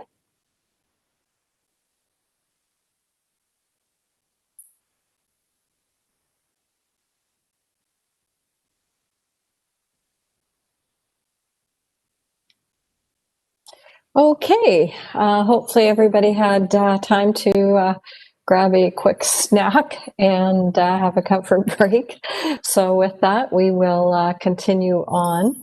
So the next item that we have is amending the bylaw C33-20 to amend the fees and charges. And I see that Reid is going to present. Face I haven't seen on here for a very long time, so nice to see you. Glad to see you're staying healthy and your counterpart Mark. So go ahead. Good evening, Your Worship and members of council. Just bear with me for 1 second while I get this slideshow up and running.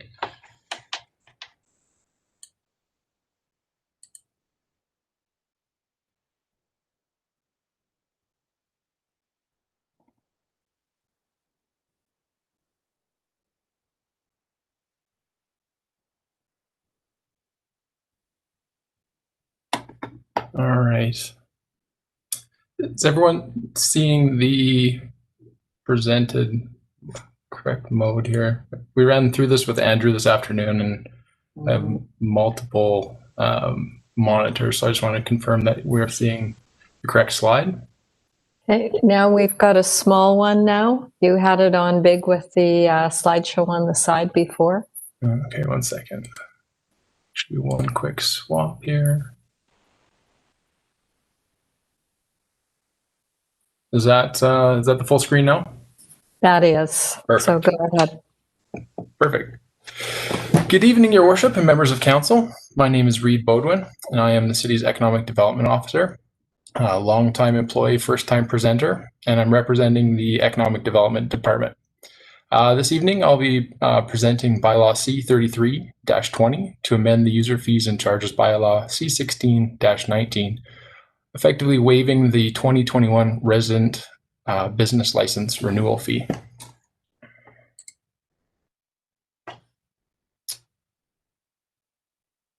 So back on June 9th, 2020, administration presented council with a number of initiatives to support the business community through the COVID-19 pandemic. This included a proposal to waive the resident license renewal fee for 2021. Many Fort Saskatchewan businesses were forced to temporarily close as a result of the COVID-19 related restrictions. Navigating the early stages of the reopening process proved challenging, and to mitigate risk, many businesses delayed their reopening. Waiving the resident business license renewal fee recognizes the time that businesses were forced to shut down and acts as an additional gesture of support to our local businesses. Over the past 8 months, members of the business community have done their best to navigate the COVID-19 pandemic. The city is continuously striving to serve as a source of critical information and support through this unprecedented time. To date, business support initiatives have included a formalized partnership with the Fort Saskatchewan and District Chamber of Commerce, the rollout of the e-commerce support grant, expanding existing business support programs, creating the Support Your Fort campaign, our local shop and support local initiative, and introduced the Business Connection e-newsletter. All of these initiatives were based on information and feedback received from the business community and the Chamber of Commerce. Businesses generally renew their license for the next calendar year beginning in November. Amending the fees and charges bylaw now will allow for a seamless process as businesses prepare to renew. Financial implications. It is estimated that this initiative will result in a reduction in the business license revenue of $89,000. This cost can be offset by a one-time reduction in the Economic Development Department's operating budget of $16,990. The remaining $72,010 would be funded from the Economic Development Reserve.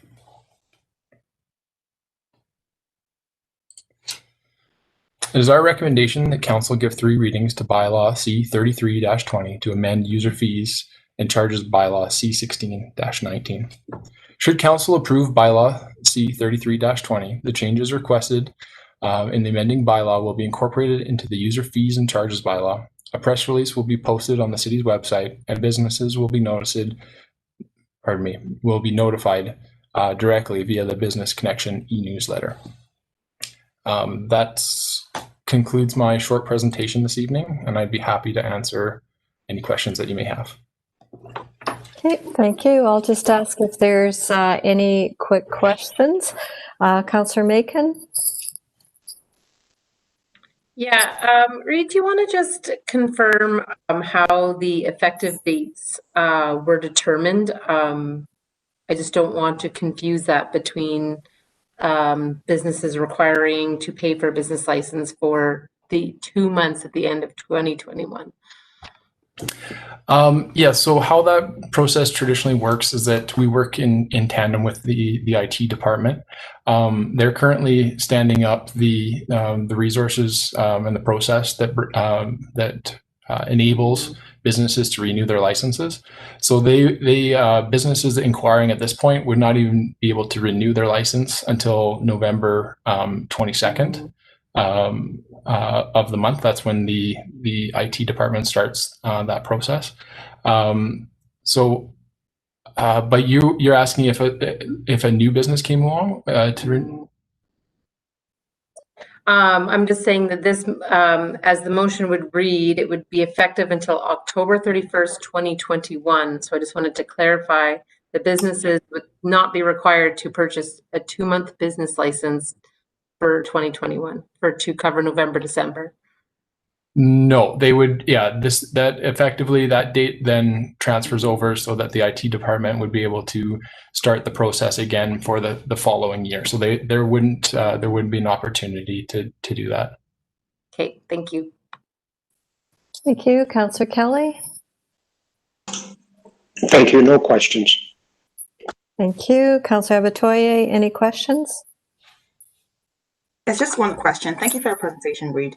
So with the 16,000 has been removed from the operating budgets of the Economic Development Departments, what service has been removed?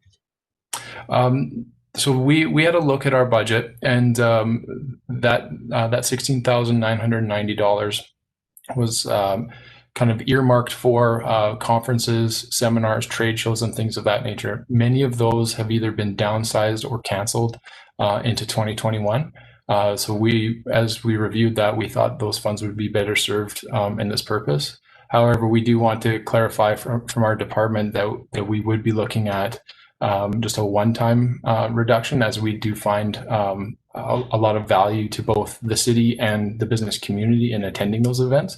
So we'd have every intention to attend those events once we get to the new normal. Excellent. Thank you. Thank you. Councillor Harris, any questions? Not on this issue, no. Thank you. Councillor Sperling, any questions? No questions, thank you. Thank you. I'm good. Councillor Lennox? Thanks for your presentation, Reid. I have one question. I'm just wondering, there was a reason, or if you can provide maybe some insight into why this was chosen.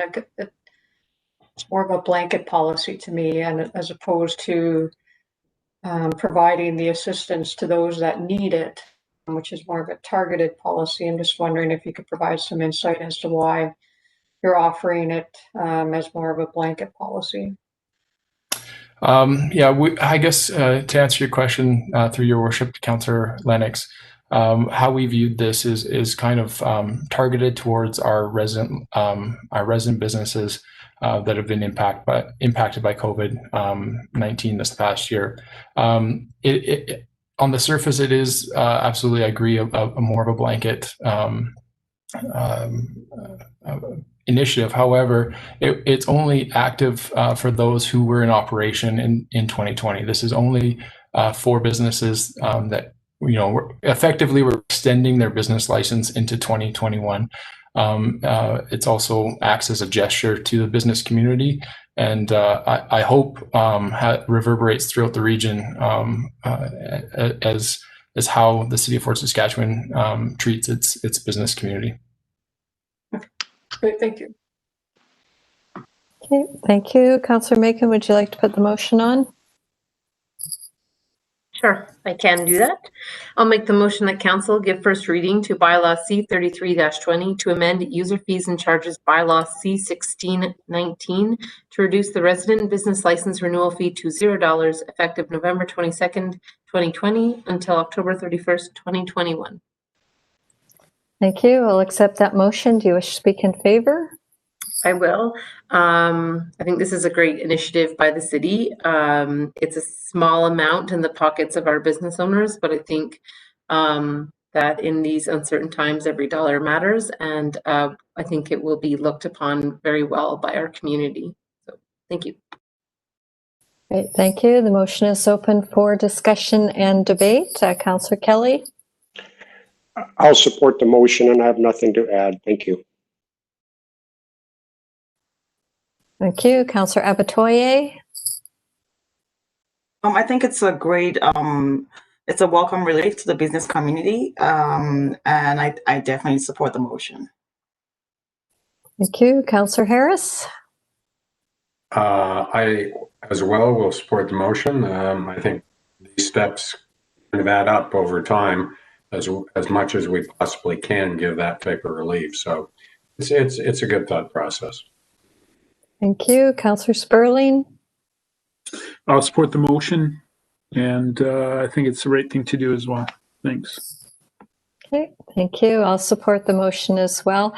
I guess this would be a question as we move forward that are we reliant on it and what we actually use that money for, and maybe that's a go forward to say like maybe we don't have to charge business license fees, but maybe do it through development permits. So this may be a further conversation as we move into the future, but I think it's a good step right now. Councillor Lennox? I'll support the motion. Nothing further to add. Okay, thank you. Councillor Macon on close? Nothing on close, thanks. Thank you. The motion is now closed. On first reading, please cast your vote.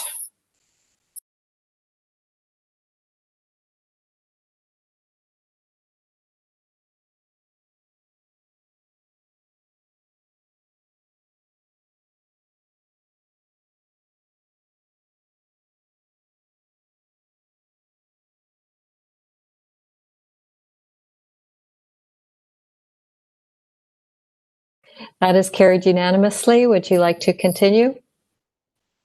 I can. I'll make the motion that council give second reading to bylaw C33-20 to amend user fees bylaw as presented.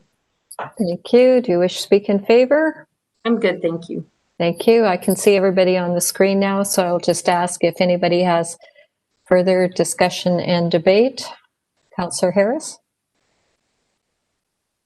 Mayor Kitcher, did you not in a former life look after the mailing and the processing of all the business licensing at one time?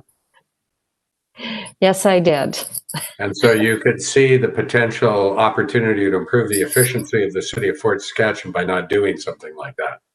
Okay, so that's another conversation for another day. Okay, I'm just curious. Thanks a lot. Thank you. No further discussion and debate on motion for second reading. I will close the motion. Please cast your vote.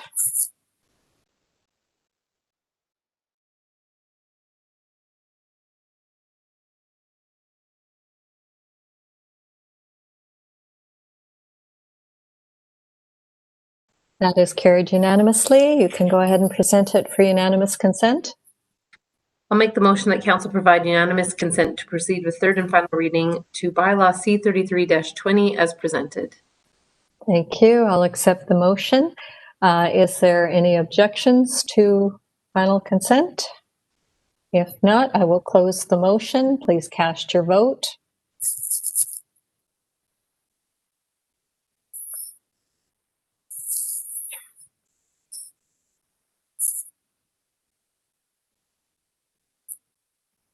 That is carried unanimously and for third reading. I'll make the motion that council give third reading to bylaw C33-20 to amend user fees and charges bylaw C1619 as presented. Thank you. Do you need to speak in favor? I'm good. Thank you. I'll just look. Does anybody have anything on discussion and debate? Not seeing anything. I will close the motion. Please cast your vote on third reading.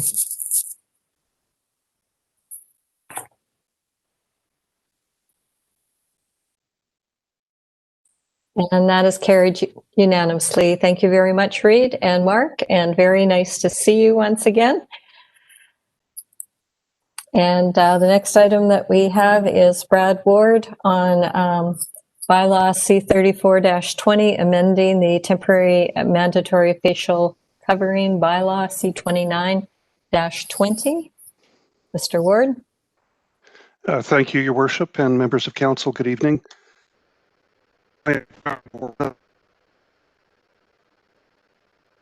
Saskatchewan, and I am here to present bylaw C34-20, which would amend the mandatory facial covering bylaw C29-20, and request that council provide 3 readings. I don't have a PowerPoint presentation, so what I'll do is provide a very brief bit of overview on this. Council passed bylaw C29-20 on August 4th, and at the time the wording was consistent with the surrounding municipalities. Since then, there's been a number of municipalities have amended their bylaw to include a clause under the Alberta Human Rights Act that makes it much more clear about the exemption for medical concerns. Additionally, the second purpose of bringing this bylaw before council tonight is to remove the sunset clause. The original bylaw read that would expire on December 31st, 2020, or as passed by a motion of council. The Chief Medical Officer of Health just yesterday announced that there was a spike in cases in the Edmonton region, and previously it passed voluntary recommendation that communities really limit the number of people that are gathering in functions. She does emphasize the benefit of wearing a mask, and she also commented yesterday that we can expect COVID-19 will be with us for some time. The logical thing then from that would be to recommend to council to consider removing the December 31st, 2020 date, which is section 11 of the bylaw, and as well to include under the exemption clauses, clause C that would read persons unable to wear a face covering due to a mental or physical concern, disability, or limitation, or other protected ground under the Human Rights Act. I'd be happy to answer any questions council may have. Thank you. Okay, thank you. So we'll go to questions first. Councillor Kelly. Yes, thank you, Brad. I understand the suggestion for removing the end date to the bylaw. I firmly believe that makes sense. But if I have a concern about wearing a mask, and that concern means I don't have to wear a mask, then why are we bothering with a bylaw? Through your worship, Councillor Kelly, the bylaw speaks about the intent of council, which is to support the Chief Medical Officer of Health. The medical health professionals are indicating that wearing a mask is, without any question, beneficial in helping to limit the spread of COVID-19 or other infectious diseases. The challenge that we do have is not everyone is capable of wearing a mask for a number of reasons, and the exemptions that existed in the bylaw covered a number of those. I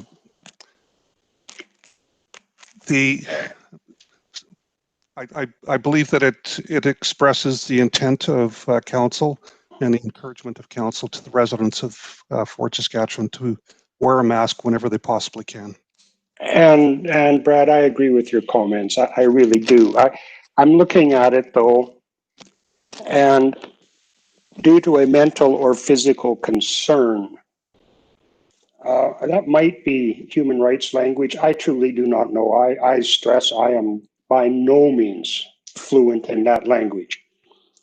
But if we have that general sort of term as an exemption, then perhaps we should be removing at least the penalty provisions of the bylaw, because it will be virtually impossible for a peace officer to assess anybody a violation ticket for not wearing a mask. And why would we bother to have that? Through your worship to Councillor Kelly, you're absolutely correct. The penalty section, I think, still has some merit to it. There are people that might, from a standpoint of voicing a contrary opinion, say, I'm capable of wearing one, but I choose not to, and therefore I'm not. And if you want to levy a penalty against me, go ahead. And in that case, I could see the bylaw officers, the peace officers issuing a ticket under that type of occurrence. But you're absolutely correct. With the number of exemptions that are there, there are many reasons why people could choose not to wear a mask, and it would be unenforceable. And I appreciate your responses. I agree with what you said all the way through. I'll leave it at that for now. Thank you. Thank you. Okay, thank you. Councillor Abatoye, questions? Yes, thank you for your presentation, Mr. Broad. So my concern is similar to what Councillor Kelly just talked about. I'm wondering why we wouldn't use a term like just people with medical conditions or other protected grounds under Alberta Human Rights Acts, as other municipalities have in theirs. Because I feel like just the, especially the physical concern, like if I have a physical concern, it can be anything, it can be something as basic as I just don't want to, you know, so it's really generic. So I'm wondering if we can just say people with medical conditions or other protected grounds under the Human Rights Act.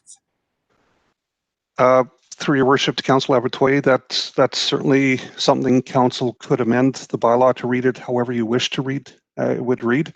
The wording that we used comes from both the Charter of Rights and Freedoms, and as well as the Alberta Human Rights Act itself. We've tried to mirror the language of the Act as closely as we could, but you do notice in the comparison package that some of the other municipalities have used slight variations of the wording to exclude the concern. That right would still exist regardless of how the bylaw is worded, though. Okay, thank you. You're welcome. Thank you. Councillor Harris? I don't have any questions, but I don't think that we can be sitting here crafting the wordsmithing. It's kind of a bylaw. I'm prepared to live with what administration has brought forward and go from there. I can support it on that basis. Thank you. Councillor Sperling, clarifying questions? No clarifying questions. Thank you. Thank you. I don't have any either. Councillor Lennox? I guess, and following along, because that word also causes me concern, we are effectively then moving from a mandatory face mask bylaw to a voluntary face mask bylaw. Would you agree with that? Through your worship, Councillor Lennox, no. The bylaw still makes it mandatory to wear a mask. People can claim that they have an exemption.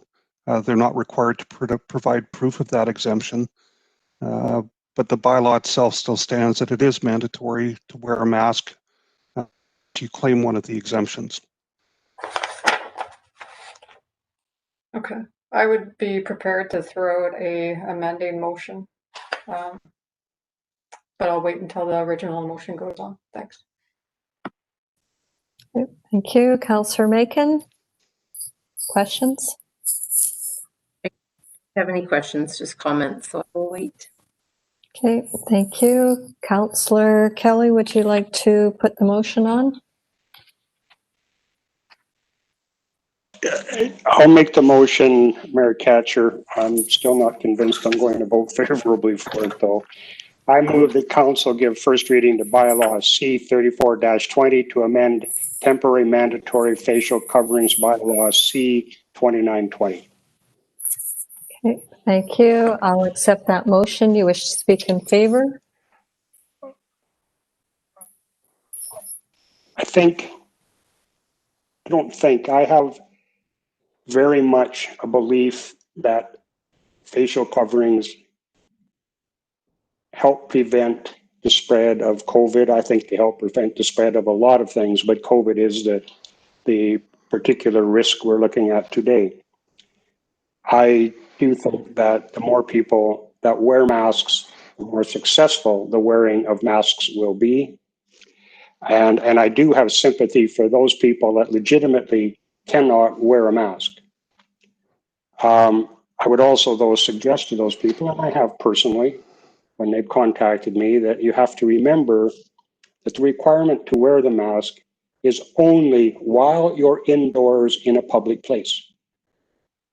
And if you cannot wear a mask, I think it behooves you to adjust your lifestyle to the maximum extent possible to remove your exposure to those locations.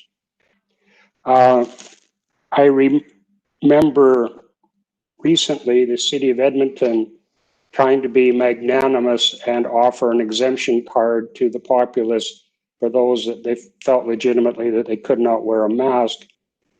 I further read the next day that people were showing up and grabbing them by the handfuls. And I further heard after that, and this is all third hand, that in fact those were being sold on Kijiji, which certainly circumvents the intent of the city of Edmonton. And in fact, I believe they backed off on their card exemption. I don't know where the trade-off is. I'm sure, I have no doubt that Mr. Ward and his team gave this considerable thought. I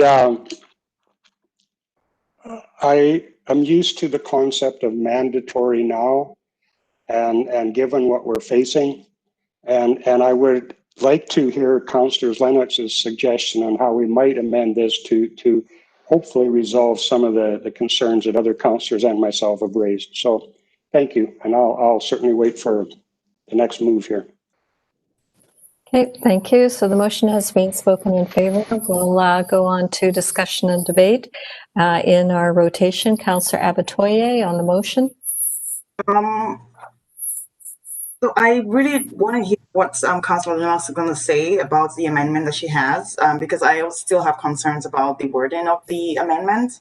But I recently wrote an article in the newspaper about the mandatory face masks, and I actually got a few residents email me about my article, and majority of people actually support extending, taking out the time and extending the bylaw so it doesn't lapse on December 31st. But I also heard from a few people that said absolutely no, but they're really a minority of the emails I got. Saying that, even threatening that we would remember who voted to keep this going in the next election. So I thought that was interesting. But I also heard from someone that said that it would be nice if we could keep we could lift the bylaw whenever it comes down below 10, but I kind of, that I don't really agree with. we all know that we have a shared responsibility as a community to, keep ourselves safe, and wearing a mask is one of those things.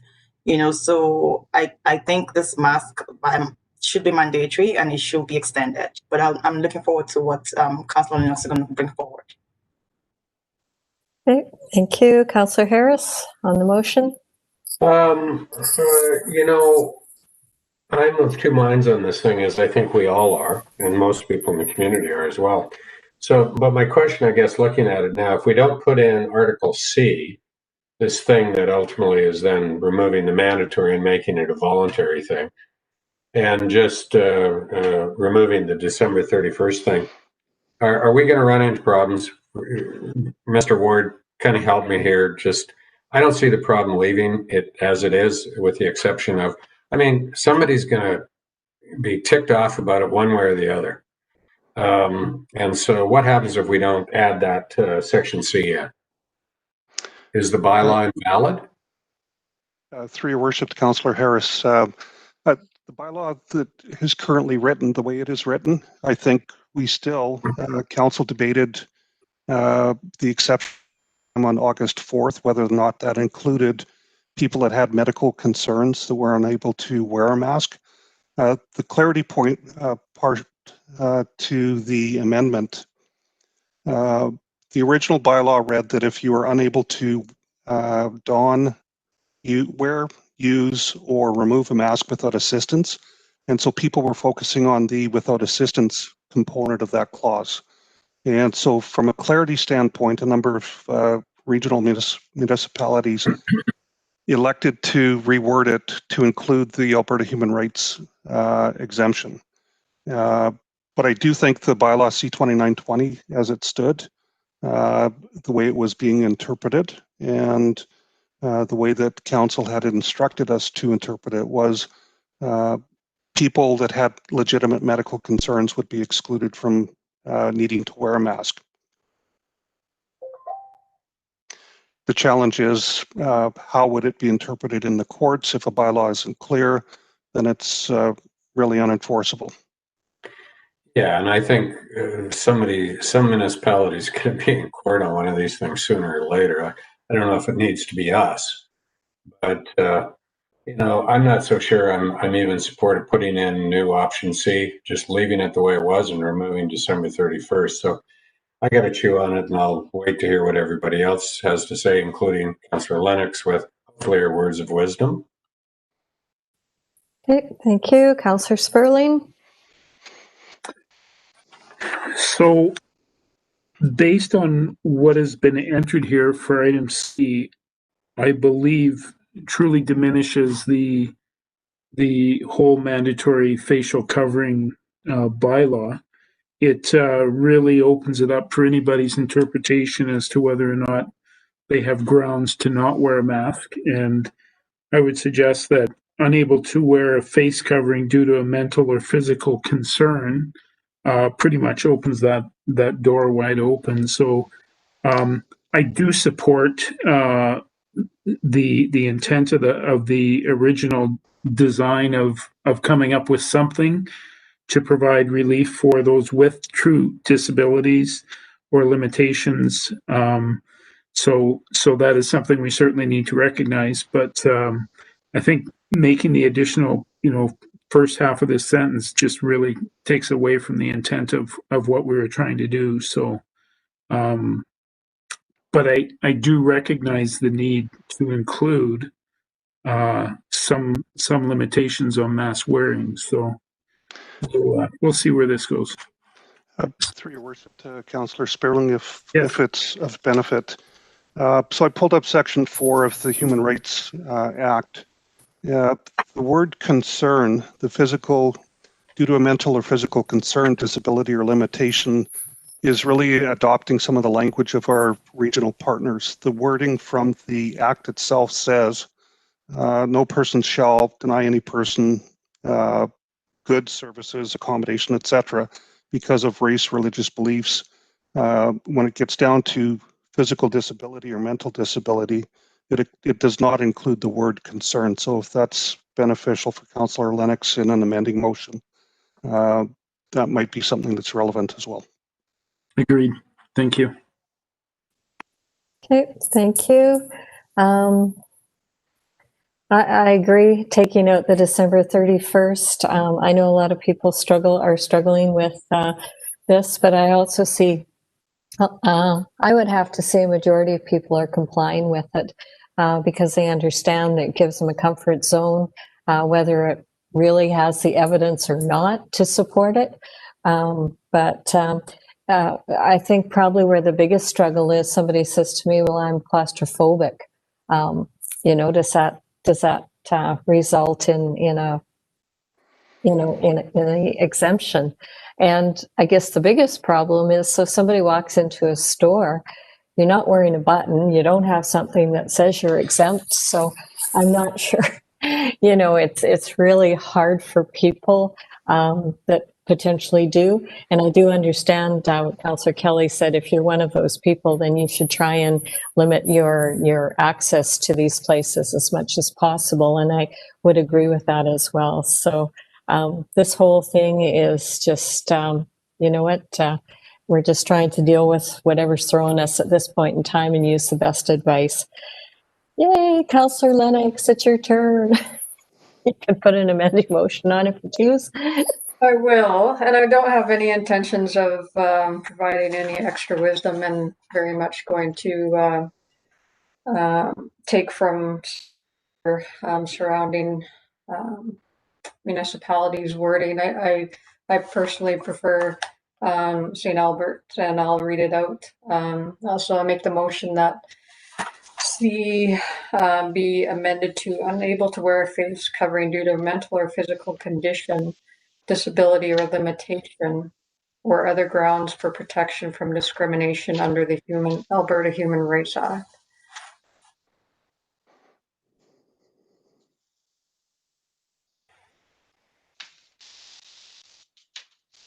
Could I ask, please, that you read that again? Thank you. Unable to wear a face covering due to a mental or physical condition, disability, or limitation, or other grounds for protection from discrimination under the Alberta Human Rights Act.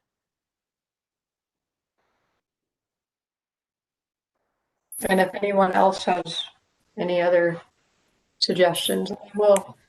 Okay, so basically you're asking to remove the word protected and put in the word grounds.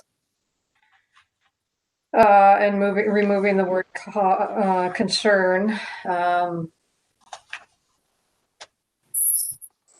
mental or physical condition. So just replacing concern condition. So if it's helpful in the comparison package, the St. Albert bylaw 32/2020, clause C is what Councillor Lennox is referring to. Okay, I'm going to go to Ms. Moulter and see what the easiest way is, because this is changing wording. What's going to be the easiest for alleged services to deal with this? Your Worship, I think there is a pretty straightforward amendment in that it would be replacing replacing concern with condition. And then, Councillor Lennox, you wanted the other part where it says, or other protected ground, you wanted that changed to other grounds for protection? Or are you satisfied with what I don't what's think there? that I don't think that I mean, it's the same Okay. intent, just a little different So wording. it's more specifically you're wanting to replace concern with condition. Yes. Okay. Okay, is that the main one that we'll deal with then? And then you're good with the balance of it? Yes. Okay, so the amendment will be then Councillor Lennox moves to amend bylaw C34-20 to section C to replace the word concern with condition. Is that what you'll accept? Yes. Okay, so you can speak to your amendment. I would. I think that it does give the bylaw a little bit more teeth. And I don't want to see, I guess, some of the momentum lost in this, because watching a news program today, they're talking about COVID fatigue. And I think that's a real thing. And I think that we have to not just continue to encourage, but we have to have something to work that goes that little extra bit to encourage people to wear masks. And so I think it's important to have just a little bit something more complete. And I also, just to speak to some of the, because I understand the anxiety piece around wearing masks and some of the other issues. I do think that it could pose an opportunity for people to recognize perhaps that they are having issues. And it's possible then, if they recognize that, maybe they will address that within their lives at a different level. So it could be seen as a bad thing, or it can be seen as something that maybe something positive could come out of that as well. So. Okay, thank you. So we are only dealing with the amendment at this point in time. So I've switched to the alternate rotation now. So motion is being accepted. Amendment. Councillor Macon on the amending motion. No comment on the amendment. I'll support the motion. Thank you. Councillor Kelly. I think I'll support it as well. I'd just like to see it in writing if Ms. Exley can get it up there for us. I think that resolves most of the concern that I had with the amendments in front of us. And it's going to be that simple. Replace concern with condition. I got it. Okay, thank you. I can support the motion or the amendment. Thank you very much. Thank you. Councillor Abatoye on the amendment. Condition definitely is a bit stronger than concern. It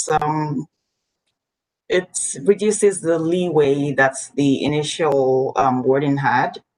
So for that reason, I think I'll support it. Thank you. Councillor Harris on the amendment. You know, it's a slippery slope because all of this stuff really comes down to wordsmithing. We have to do whatever we can, regardless of what happens tonight, to convince people that it makes sense, as Councillor Kelly talked about earlier. If you don't like it, stay home. If you want to go out in public, protect yourself and other people. That's the bottom line. And I think we've all been out and about in public, and I would say for the majority of instances of people I've seen, even a very large retailer of late, there are only 3 people out of many, many, many that didn't have masks. So I think there's generally pretty good compliance, except for the people that just don't see need to be told what to do. And unfortunately, we have people like that in our community. So I can live with the change. I think it's reasonable, and I guess we need to move on and see where this all go, and hope to get out of this sooner rather than later. Okay, thank you. Councillor Sperling. I'll support the change and the motion. Thank you. Ms. Moulter, I have to ask a process question. Should we approve the first reading first and then the amendment? I'm sorry, I know it's getting late, and I'm just wondering if we deviate it from process. Your Worship, yes, typically we do the first reading first because it's a little backwards, but if council, if unanimously is okay with the process, then I'll accept that as a friendly amendment. Thank you. Okay, so if I don't see any objection on the screen, we'll take it as a friendly then. So then, Ms. Moulter, if we're doing that as a friendly, we don't need Councillor Lennox's motion then? Correct. If you have unanimous consent, yes. Okay, you're good with that. Thank you, Councillor Lennox. So the motion doesn't exist. You've accepted it as a friendly. As the chair, I'll say it's friendly enough and nobody's in opposition to it. So we'll actually just go back to the main motion with the friendly amendment. So that will bring it, let's see, that will bring it to me being lost in my sheet. That was Councillor Lennox here. Councillor Macon on the main then. I made a couple notes and now I don't know what I did with the piece of paper. So I'll try to remember what I was going to say. I support the motion. I know lots of people in our community who said to me, I don't want to wear a mask, but if it's the rule, I'm going to wear a mask. And so to me, does the bylaw as it's written mean that the majority of the public is going to follow that? And I believe that that is happening and will happen continuously with the way that it's worded. I think that compliance to this is really high and very much supported by our community. But the people who have approached me to talk about any like mental or physical conditions that that limit them from wearing a mask, I think that they just want something in here to show that, right? So at least that if someone does confront them, at least they can say, hey, look, I have this, or I have a medical condition. They have a leg to stand on. They just want it to be clear. So I really think that we have, that this just strengthens the bylaw. I think we have good compliance, and I'll support the bylaw as it's written. Thanks. Okay, thank you. I'm going to Councillor Kelly to close on first. Yes, thank you. I now support the motion. I agree with Councillor Macon that those that have legitimate issues, medical concerns, whatever they may be, need to be recognized within our bylaw. I also support the idea that in fact the masking is very important in our society, and we need to encourage not majority compliance, but virtually all compliance. So I think this bylaw makes an attempt to accomplish that, and with that I can support it. Thank you. Okay, thank you. The motion is now closed on first reading. Please cast your vote.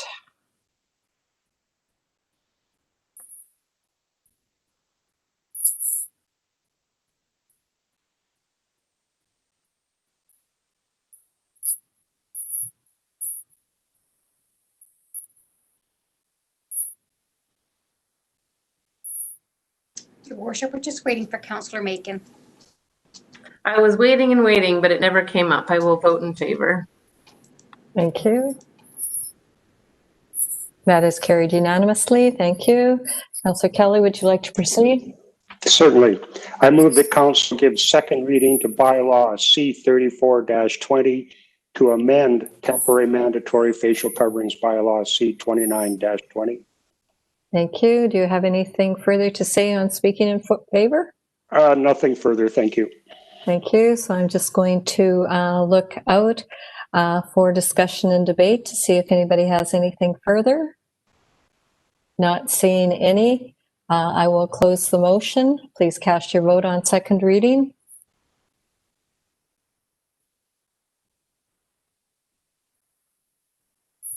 I'll vote affirmatively again. Thank you. That is carried unanimously. You may go ahead and present it for unanimous consent. Thank you. I move that Council provide unanimous consent to proceed with third reading of bylaw C34-20 to amend temporary mandatory facial coverings bylaw C29-20. Thank you. I'll accept the motion. There's no one dissenting. I will close the motion. Please cast your vote.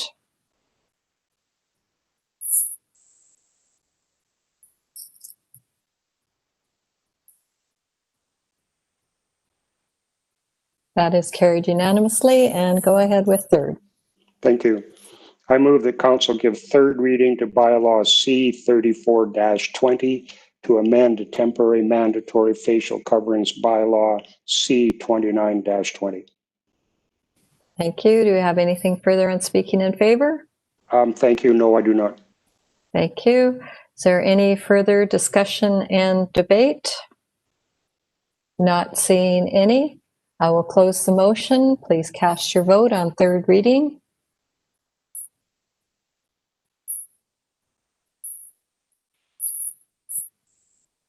That is carried unanimously. Thank you very much. And thank you, Mr. Ward, for your... Thank you and good evening. Thank you. Yes, good evening. All right, so we're moving right along. So the next item that we have is notice of motion. This was submitted by Councillor Harris for this evening, so I will have you read your motion in and then you may speak in favor of it. So go ahead.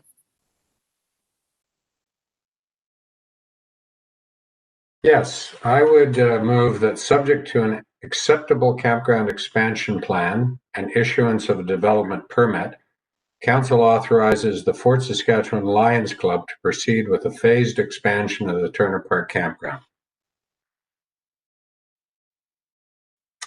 And in support of that, we just recently received a campground study that Council had approved through the previous budget discussion.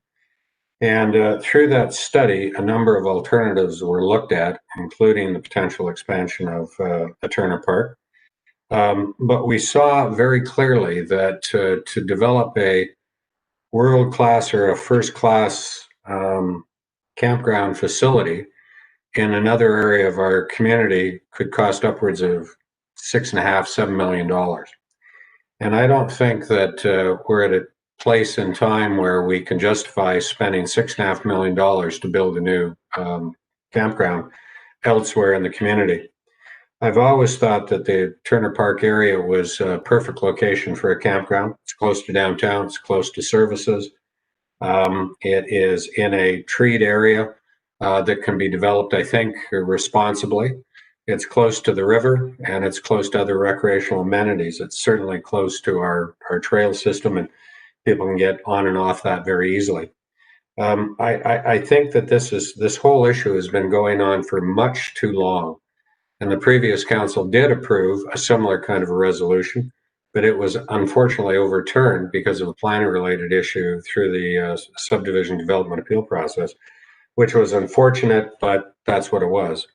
We've taken steps to modify the zoning for that area, and I believe that with an appropriate plan and with appropriate development controls, that a campground in that area can be developed and operated in a fiscally prudent and responsible manner, paid for by the resources, the time, the effort, and the dedication of a community group that has said many times that they're prepared to put back into our community that from which they draw benefit from the operation of the campground. And a larger campground built over a phased period of time, which would ultimately hopefully not tax the Lions Club, would be, I think, a responsible and prudent way for us to achieve the development or the redevelopment of an amenity that I think would benefit our whole community. I think the development conditions that I would envision would be things that would respect the neighborhood in which that campground currently exists, and that we would be able to put in place the controls that would give the residents that live adjacent to it peace of mind so that they can quietly enjoy the amenities of the neighborhood in which they exist. So I've thought about this a lot, and I think we really need to move it along. We need to make a decision, and I think that what I'm looking at is we ultimately can authorize our administration to proceed with this and move on to it in a responsible and prudent manner. So I hope Council can see the prudence in this and the reasons for why I wanted to sponsor this particular resolution. So those are my thoughts. Okay, thank you very much. And just before we get into discussion and debate, Janelle Smith-Dogood will be available to answer any questions as well that may arise. So Janelle, you can come on. So on the motion, Councillor Sperling. Yeah, I support some of the comments that Gord made just in terms of our due diligence and trying to find the right setting, the right approach to getting an expanded campground in the community. And I think we're heading in the right direction here. I do have a question though for Mr. Fleming, if he's available. Mr. Fleming and Ms. Smith are both available, so you can just ask your question. Sure. So we've had debate on this before. I think we all remember that. There were some concerns about fires from the area below, whether it was the campground or Turner Park. So I'm sure that will bubble up again. The other one was some concerns around the deadfall in the forested area down there. Is there any way of addressing that or trying to deal and minimize the concern with that? So maybe I'll jump Sure. in here and Mr. Fleming can add. Through your worship, the campground is currently operating without fire pits. You're not allowed to have a fire at your site. That is correct. Under the Lions direction. That is not something that the city requires. Okay. As for the deadfall, there would be clearing of the bush that would be required in order to develop the site. So they would be going in there and they would be clearing out some of the deadfall. Okay, so that would minimize that risk as well. Yeah. Okay, thank you. Okay, thank you. I'll support Councillor Harris's motion. I think with the proper development permit and all of the conditions that are put on there, I think as long as those are adhered to, it makes sense. Turner Park is a fantastic place for a campground. And I know I've stated this before every time this has come forward. When Wayne and I have camped in the past, we used to tent and we like to be close to amenities so that we could actually walk up to wherever it was so that we could eat in the restaurants. We didn't have to cook and carry a bunch of tools and things. So I'm very supportive of this, always have been. And just as a note, I know the Lions Club, I'm not sure if it's the time before, but they did actually pay for an environmental study to be done. So I'm assuming that's just going to be updated, Ms. Smith? That's a question. That is correct. Okay, thank you. Councillor Lennox on the motion. Can you expand on the environmental study and what exactly that would entail? Through your worship. So there was an environmental study done back in 2013. What an environmental technician will do is walk through the site, identify if there's any nests or any indication that there may be sensitive species living in the area. If there are, it'll either say this is protected or these are measures you need to take, such as you can't cut down trees during these seasons.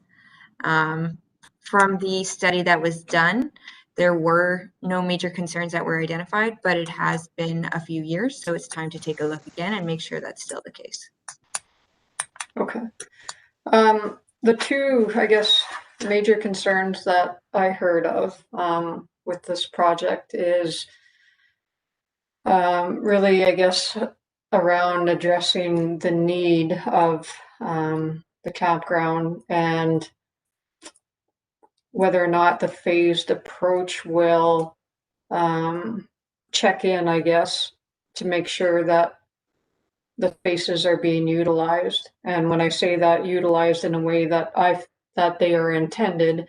And when I say intended, I mean by short-term temporary stays as opposed to long-term rates. So I'm just wondering if you could speak to that a little bit. For sure. Through your worship, the lease agreement does specify that 50% of the site can be used for up to 6 months and the rest has to be less than that. If there was a violation of that lease agreement, then the city would address that through the lease agreement. So through the expansion, then will that 50%, is it the city's intention to maintain that then at 50%? Through your worship, that is the intent at this time. We'll have to take a look at the lease agreement when it comes to time to apply to the expansion area. Okay. And can you provide any comments in regards to the phased approach and assurances, I guess, in regards to having the sites completed to a certain standard and also reassessed between phases? Through your worship, yes, that is the intent, to take the phase approach. What we are planning to do through the development permit is approve the site as a whole. So the plan will be for the expansion of the entire area, but it will only be tackled in bits and pieces. I think that approach is necessary to facilitate the Lions Club budget. To do it all at once will be a significant financial expenditure for them. If they do get through the first phase and they don't have the uptake as much as they expected, I would anticipate that they wouldn't want to move forward with a further phase because the financial justification isn't there. The motivation behind this project is that the campground is the Lions Club's highest revenue generator. They are at capacity from our conversations with them, and they want to expand so that they can generate additional revenue. Can I go on, or would you like to come back to me? Okay, I'll come back to you. We'll get through everybody and we'll do a second round. Councillor Macon on the motion. I support the motion as it was written. I think getting done first reading allows us to have a further conversation and to dive deeper into all the little nuances about how we expect it to proceed if we move forward with it. I do have no hesitation with the long-term stays. I believe that that's part of what makes it successful for them, and it does meet a housing need. Those people who stay there long-term aren't going to stay in a hotel and likely would prefer not to have the huge expense when they have a trailer that can meet that need. So I support it as written, and I look forward to the discussion on any other concerns and what we can do to help alleviate the concerns of the neighboring communities. Okay, thank you. Councillor Kelly on the motion. Yes, thank you. I've waffled in both directions on this issue for the last couple of years. The report that was done on the feasibility, or consultant's report that we had done some months ago that looked at the potential locations and the potential cost of the alternative sites in Fort Saskatchewan, I think kind of drove the point home for me that the other locations are considerably more expensive. And I did make the point when we looked at the study that I didn't think we had to spend $100,000 per lot per pad to have a decent campground. And I still believe that. My wife and I spend considerable days every summer in our RV traveling around the province. We've gone to campgrounds where there's only 2 stalls available for what I would call overnight stays, and the rest of the units are parked there on a full-time basis. I agree with Councillor Lennox, I think in her point that that's not acceptable. It does my wife and I know good when we can't get into a campground in a location because it's used up with trailers or RVs that stay there 12 months of the year. That's not the case here. I don't believe that's ever been the case here. There's been a restriction on the full-time stays, whatever is deemed to be a long-term stay. I shouldn't say full, but long-term stay. There's been restrictions. Like Councillor Macon, I too see a need, though, within our community for the ability for some individuals to have access to a campground that's longer than 2 weeks or 3 weeks. I personally know people in Fort Saskatchewan that retired and made the decision to sell their house and live in a motorhome. I don't know where they're going to live this particular winter. I don't know, but I do know they come back home to Fort Saskatchewan every summer. If they don't stay in this particular campground, they stay in one that's close. I think that's a lifestyle choice, and I see absolutely nothing wrong with it. In addition, I think it makes sense for council to consider what actually is the economic driver of our community, and it's the plants next door. It's not the campground, and it's not the ball diamonds, and it's not the museum. It's the plants that we have in our neighborhood. And every summer, one of those plants, if not multiple of them, go through turnarounds that last weeks at a time. I have great sympathy for the workers that work that schedule, that make the rotation from turnaround to turnaround, from construction site to construction site. They've left their family. They're away from their spouse. They're away from their children. They're away for extended periods of time. My wife and I, bought an RV because we really didn't like sitting on the edge of the bed to have a conversation. We didn't like eating in the restaurant every day. It's not a hotel room. It's way better. Is it cheaper? Heck no, not even, way more expensive. It's a lifestyle choice. One further comment while I'm on a roll here. When this subject first came up, we had the RCMP sit in front of us, and we asked the RCMP directly if they'd ever had any calls to the campground for a disturbance of any kind, and the answer was no. Furthermore, the campground hasn't had fires, so I don't know where the smoke problem comes from for those that claim there's a smoke issue at the top of the hill. Campground doesn't have fire pits. Maybe it will in the future. I don't know. I'll leave that for future discussion. Part of the development permit, I suppose. Anyway, I support the expansion of the campground. I wish the Lions success. I firmly believe that Fort Saskatchewan needs a campground. As I said, my wife and I spend considerable amount of time traveling the province. We've had friends and family come to Fort Saskatchewan in their one of them, I'm not exaggerating, an $800,000 motorhome, and they had to stay in the Walmart parking lot. That's not a howdy do for Fort Saskatchewan. That's a Walmart parking lot. So I'll leave it at that. I support the motion.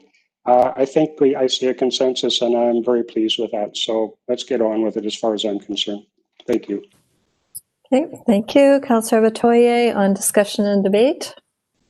Yes, thank you. I think this issue of campground has been before this council for some time, and this council was gracious enough to approve a budget to do a study for the best location. And the study came out saying that the best location is the Turner Park, and that's the most cost-effective choice. And I'm going back to what Ms. Smith said about 50% for 50% of the capacity will be allowed to stay for up to 6 months. I think that's a reasonable compromise. And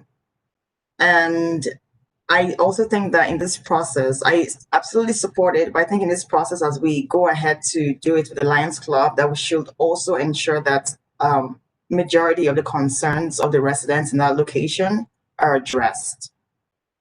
But I support the motion. I think it's about time.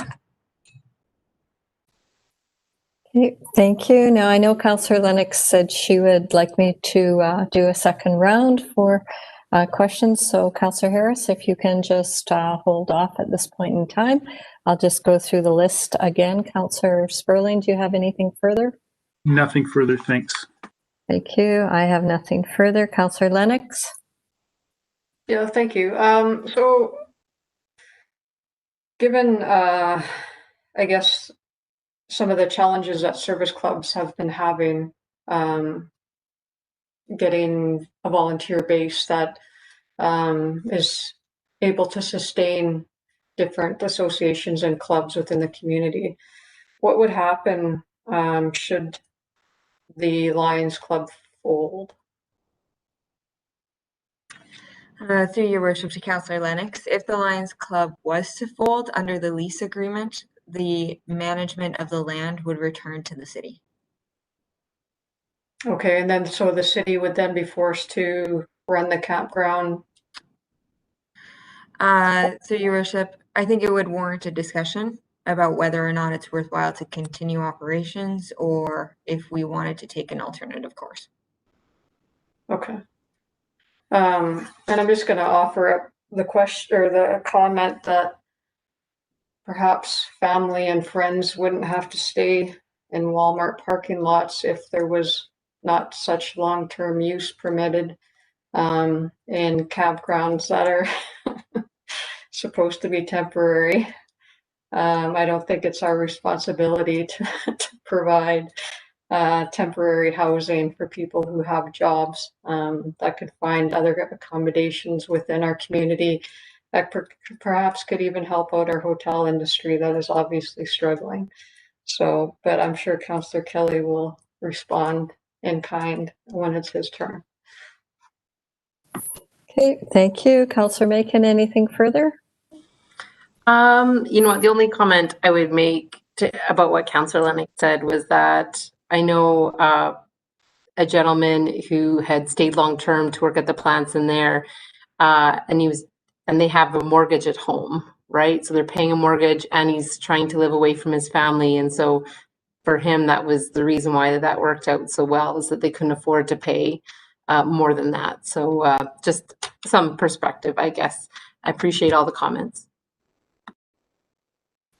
Okay, thank you. Councillor Kelly? Yes, thank you.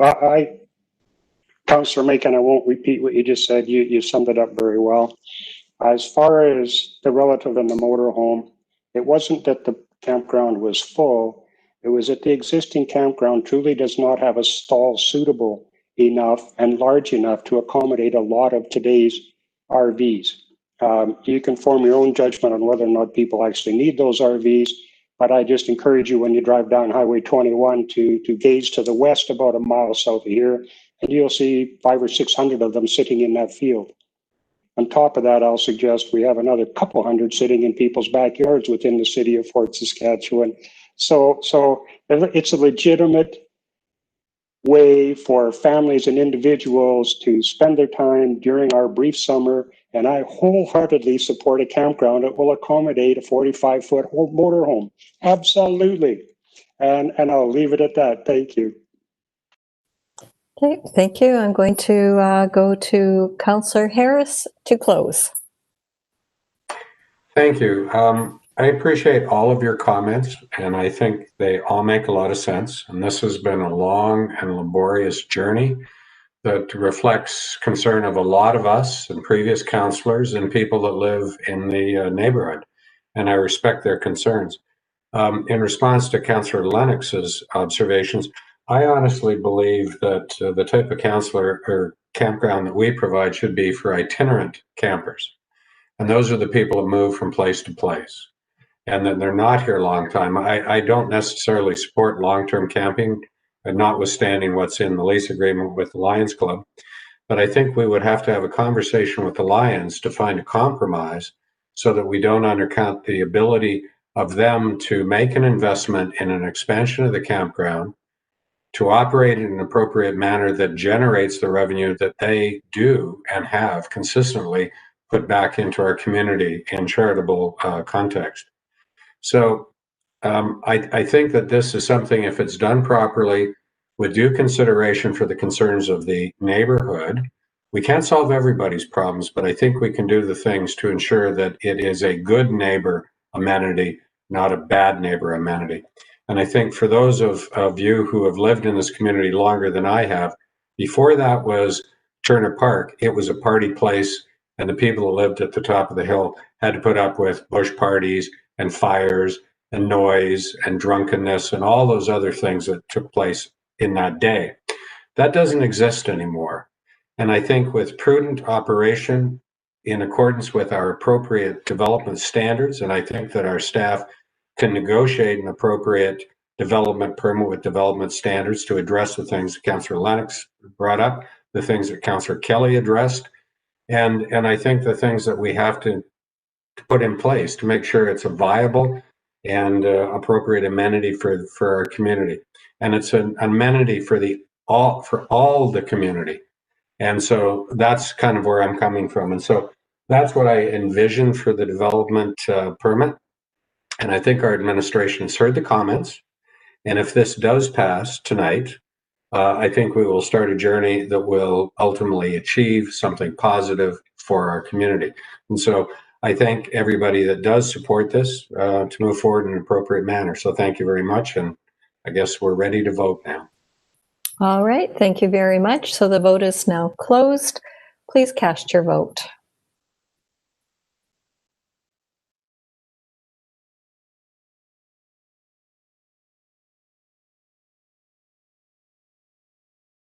And that is carried unanimously. Thank you very much. Thank you. Are there any other notice of motions? I'm just going to look out. Councillor Sperling, go ahead. I've just got to find it here.